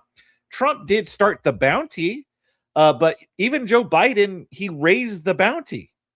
And then Trump even raised it further. So that's the thing. It's like, well, is it just? It's like, well, there is a warrant. And he's like, well, you can't just take a president. It's like, but there's a warrant, though. And he the thing is that what I'm glad I did is I got him to take back a lot of stuff. Like, notice he stopped saying kidnapping once I called that out. Because he tried to say it's kidnapping. I was like, it wasn't kidnapping. He didn't just kidnap a leader. There was a warrant there. Same thing when he tried to say, well, the oil companies there sold their stakes to them. And I was like, no, it wasn't. They didn't just take it. And I was like, no, they took it pretty much. They forced him. It wasn't an option. It wasn't like Maduro was like, oh, you don't want to sell your stakes to the Venezuela company? Oh, okay, then that's fine. No, they just took it. Thank you very much, Grid, for the $10. Damn it, Vic, ask this rump writer if he was okay with the capture of Saddam Hussein with no declaration of war. Yeah, I know. I should have asked him about that. But again, that's not something that I have a ton of knowledge on. So there are some things I was afraid to bring up because I was like, if he pushes back on it, I'm going to be like, well, fuck, I don't really know much about that. So thank you very much, Grid, for your support, by the way. Thank you very much. Red Door Woman for $19.99. Department of Justice advised that President Trump had the constitutional authority to order the military to apprehend Nicolas Maduro without explicit prior congressional approval. Yeah, that's something I wish I would have studied up on. One of the main things I studied up on was just international law, and I didn't really get a clear answer. The answer that I got from First Amender was what I got when I researched it. When I looked up, did they break international law? And the only thing that I got was it's unclear, but legal scholars said that they did. And I was like, well, I don't give a shit about legal scholars. What's funny is that First Amender used that same answer, but there's really no clear indication, which is why I kept bringing up, well, why isn't he arrested then? And they're like, well, he's immune. What I should have done, though, is I should have said, well, why isn't he arrested? If he broke international law, why didn't they arrest him if this is so clear cut? But what I was getting at is that's not clear cut. We actually don't know if international law is broken. All we go by is the legal scholars, and other countries don't like it. So that's what I was trying to get at. And again, on me for not really clarifying it or saying that is just that's why I kept questioning him. I was like, why hasn't he been arrested? If this is so clear cut, if he broke the international law, then why didn't he get arrested? And there's only, well, he's immune, he's the president. And I should have just went back and been like, no, it's because we're not sure if he did or not. You only go by it. That's what I should have said. Anyway, thank you very much, Red Door Woman. Thank you very much, WR332, for the 10. He's a fucking joke. They didn't go after Obama. They didn't go after Walker Bush. They didn't after Clinton. Not to mention Biden blowing up Ukraine with actions. This dude needs perspective. Oh, yeah, I forgot about Biden and Ukraine. That's something I should have brought up. Thank you very much, Darth Grumpy Dad, for $5. Just say your preferences that make him justify his morality. Yeah, I didn't want to go into that whole thing, but he kept bringing it, and he kept switching back and forth between morality and law, which I called him out at the end.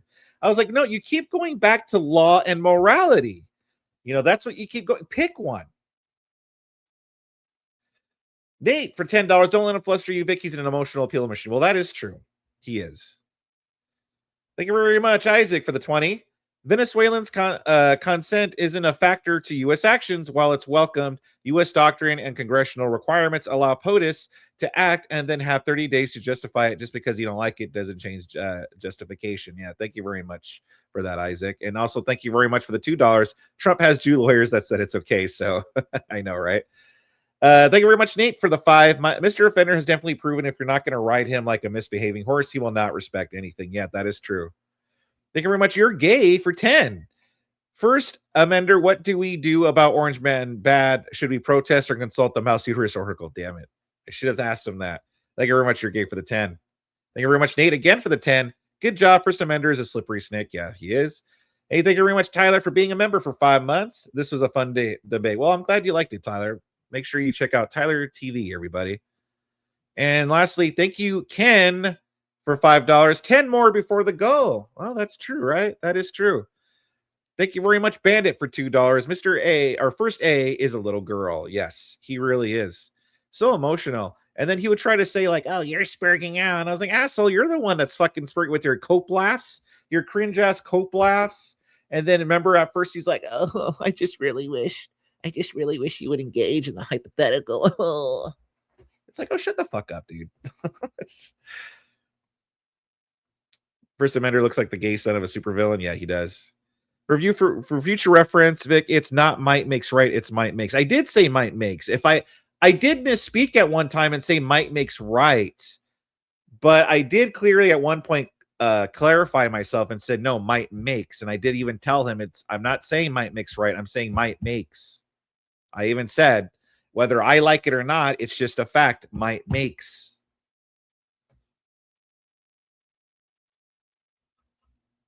Thank you very much, Nate, for another 10. Give the man a super chat for the entertainment. Thank you very much, Nate. Yes, yes, indeed. I appreciate all your guys' support tonight. It means a lot.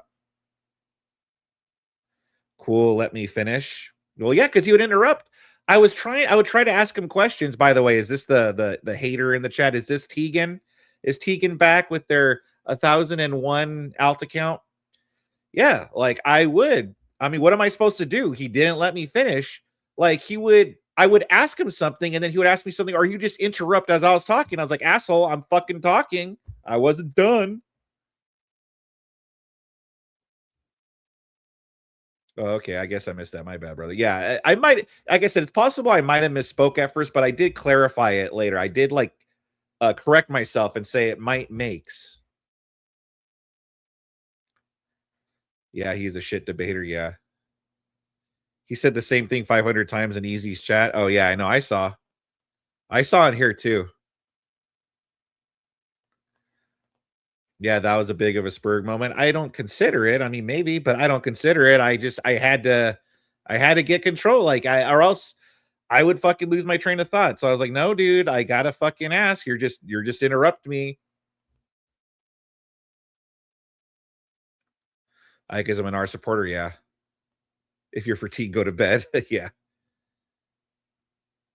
Next time you have to watch some of the other debates he did. Well, I've seen a few First Amender debates, and like I said, I've also debated First Amender. So I know how he is. I know how he is.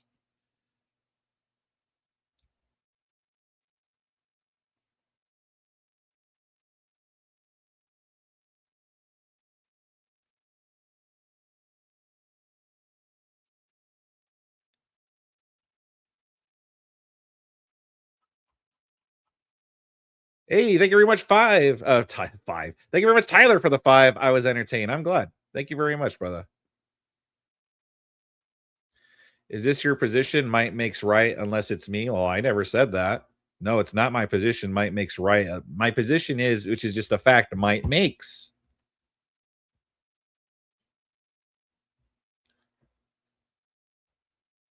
He bitched about engagement. Meanwhile, I was too busy reading to listen. Yeah, exactly. Yeah, Mr. I wasn't even paying attention. I'm hoping to have a dialogue where we could learn from one another. Meanwhile, like any fucking liberal, like any fucking libtard, learning from one another just means you learn from me. Learning from each other just means you listen to me and agree with me. That's all he means by that. And I know that. That's why I'm glad I caught him contradicting himself with that. Like, I'm not even paying attention. Oh, I thought you wanted to learn from each other.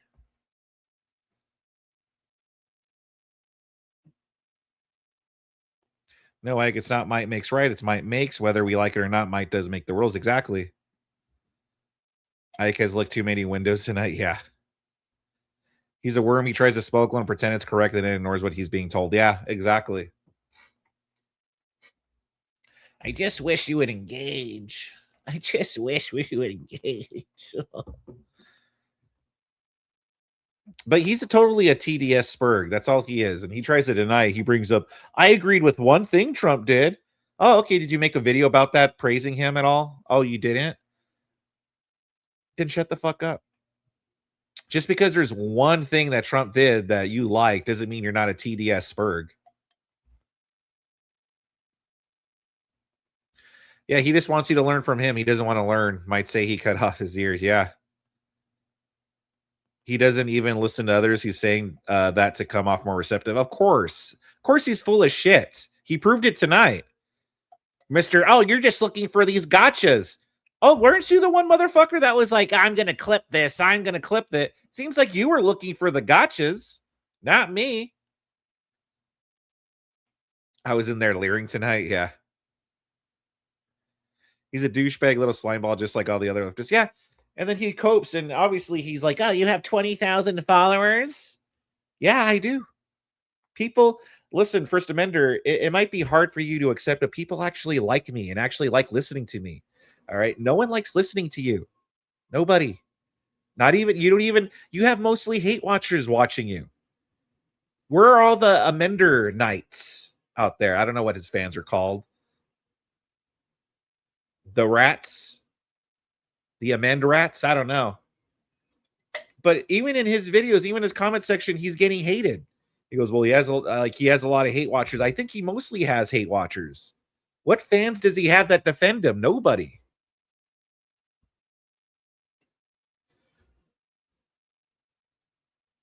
He's looking for clips of trying to build an audience, which is not going well. Yeah. By the way, it took him forever to get to 1,000. It took him forever. Once I start doing this full time, I got to 1,000 followers, subscribers in like a week or two. It was like a week or two. It take him like what? Like fucking a year and a half to get to 1,000?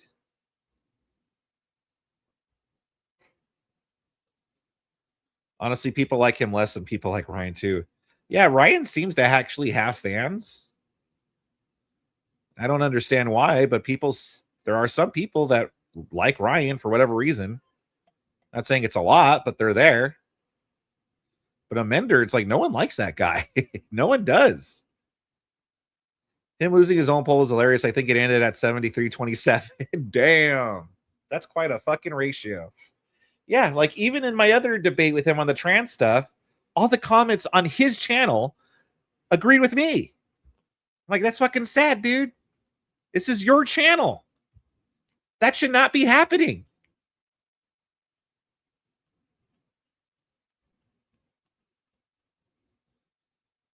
That's because there's a million lefties like him. There's a few Cool Vic, Rob, and Andrews in the world. Yeah. You did all right, Cole. Just got to do more research on topics that might come up. Go watch their channels and know what's going to be argued. You're new to the debate game and you're already 19K more than them. Yeah, thank you. Well, I actually did know that was going to be one of his arguments, to taking the gas. So that's why I researched how did the gas thing work. Okay. So, like I said, I read the whole thing, what happened and how they took control of the gas and such. I just didn't factor in how the like how that stuff worked, and he got me on it, and I got flustered. W Vic, not one step back. Thank you very much. I went to his channel to troll, and he told me, why don't you call in? So I told him, why, so you can mute like a douchebag. That's why we do moderated debates. Yeah. Bro just needs to go back to drawing tiaras. That's what they're where the audience is. Yeah. Yeah, right.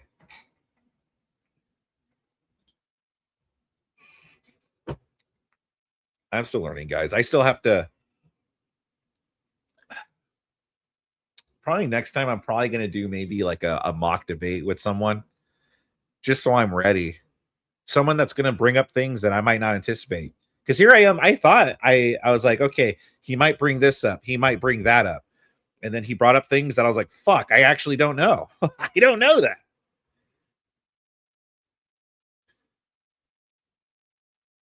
So yeah, maybe I'll do like practice mock debates with some people in the Discord or something.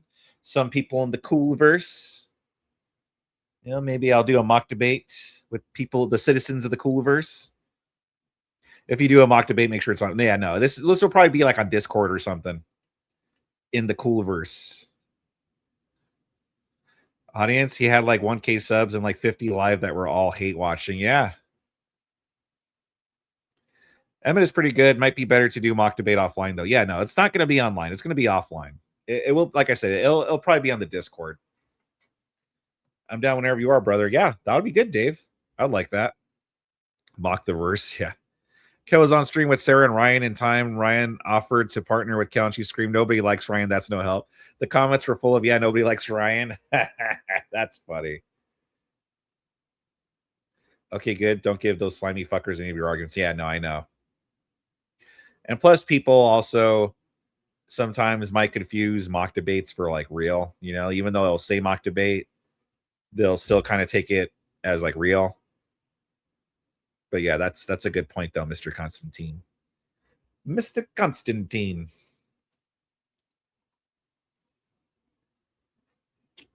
But I can't help it. I get nervous before debates. That's another thing too I hate. I don't know why I get nervous.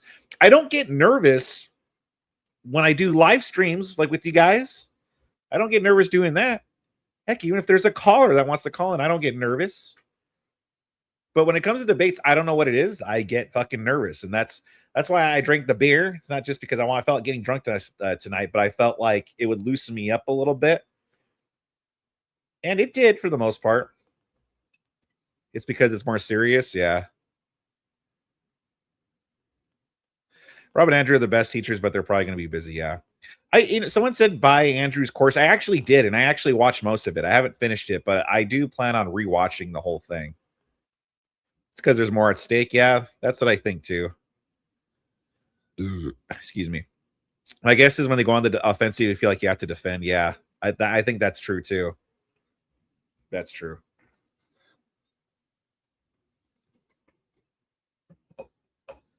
You remember that Not Family Guy bit where the guy is arguing with Donkey about Kevin Bacon being in Footloose? You should have watched that for debate prep. I know, right? I should have. That Not Family Guy bit where the guy is arguing with the donkey about. Oh, I've seen that actually. I've seen that. That is a good bit. I know what you're talking about. That's great. I hate to say it, but having a drink does help take the edge off. Yeah, it does. His cope laugh is so cringe. Yeah, I know. And it's like, what do I even do with this cope laugh? What am I supposed to do here? That's why I was like pulling the Jim from The Office and just like looking at the camera, just like, you know. Grid is pretty good too. Yeah, I saw Grid offering his help. I'll be glad to take him up on that. I think that would be good. I think he could be a lot of help. I used to hate doing presentations or speeches. I never got used to it and always wanted to pass out. Yeah. And that's the thing. I've never been nervous for speeches or presentation. Like I said, doing this live stream, like I don't get nervous doing it. It's like nothing. Same with doing speeches. Like I never got nervous doing speeches. Like being up in front of people, I don't get nervous about. But during the debates, I do get nervous. And I hate it. I wish I didn't. I really wish I fucking didn't. It's one of the things that I hate. I'm like, why do I fucking get nervous? The little nerd frustrating, Vic. I don't blame your frustration. Yeah. I'm just glad I called him a dummy.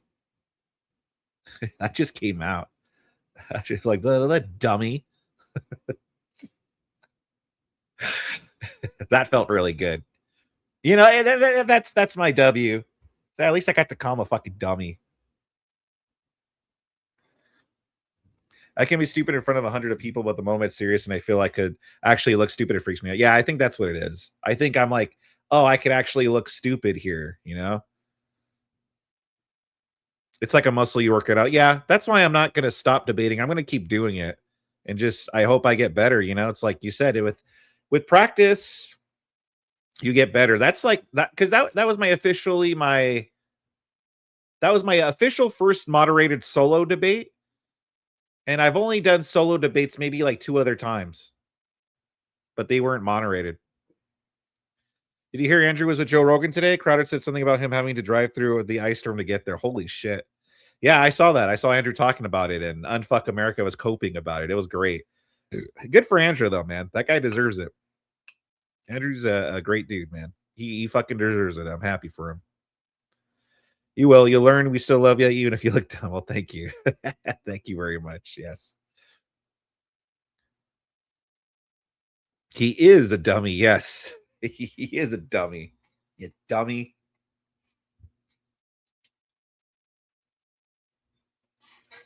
What's funny is that I think I lost my patience more with him than my other one. I lost my patience more with him on this one than I did on the transgender thing. I let him have it a few times this one. Bozo? I agree with that. We need to bring back the insult bozo. Accurately describes these type of lefties. Yeah, you know what? You're right, Felix. I think I will bring that back. Bozo. You bozo? The fuck you talking about, you bozo? Clown? That is out. Bozo? It's going to make a comeback. No way. Joe Rogan? Yeah. Andrew has made it to Joe Rogan. So the Unfuck America tour is trying to cope, and it's like, oh, they're just going after the bottom of the barrel celebrities.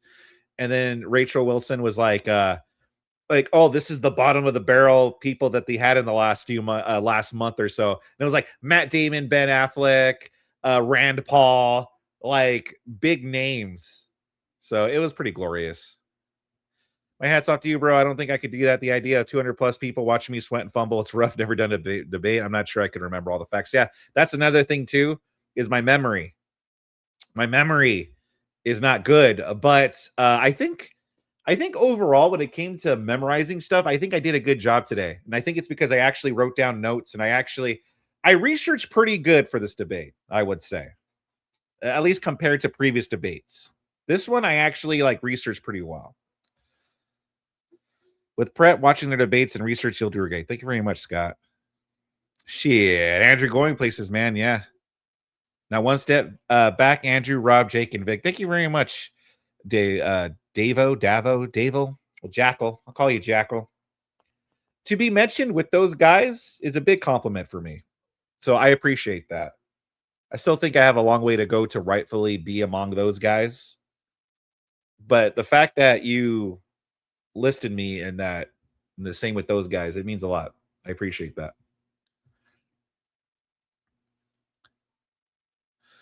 No, it was gold and he deserved it. Yeah. He was laughing, trying to clip farm. Some points it was obvious. Yeah, exactly. Ever seen the video from 5 years ago? Tim Walz sent the National Guard through Minnesota shooting citizens on their porches with riot rounds over COVID curfews. What? Is this a real video or is it just like a skit or something? Because this is 5 years ago, so this is before AI. The Cope on X was hilarious. Yeah. You can conclude a follow with Bozo the Clown. That's also historical too. Yeah, I remember Bozo the Clown. I was here before the face reveal. Sorry, I'm not around much. Oh yeah, lightly salted. Wow, even I forgot. Yeah, I started off when I went full time with YouTube. I was a faceless channel. I just did you just hear my voice, but I wouldn't show my face. And then after a while, I got tired of people just saying, "Oh, the narrator is wrong," or "The narrator was right about this," or "The narrator blah blah blah." I was like, dude, my name is Vic. It's cool, Vic. So I felt like it would just be better if I just started showing my face. But thanks for being here for that long, Lightly Salted. Seriously, man.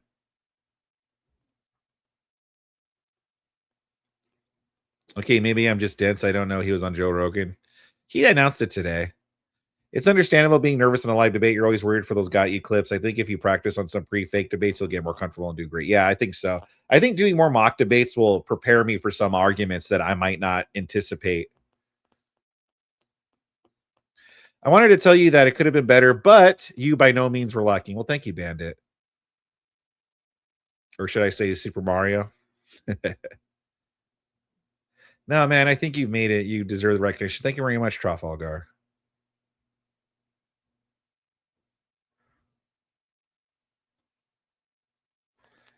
Yes, it's on YouTube. Oh, okay. What is it? Tim Walz shooting? Okay, hold on. Oh, let me look it up and watch that real quick.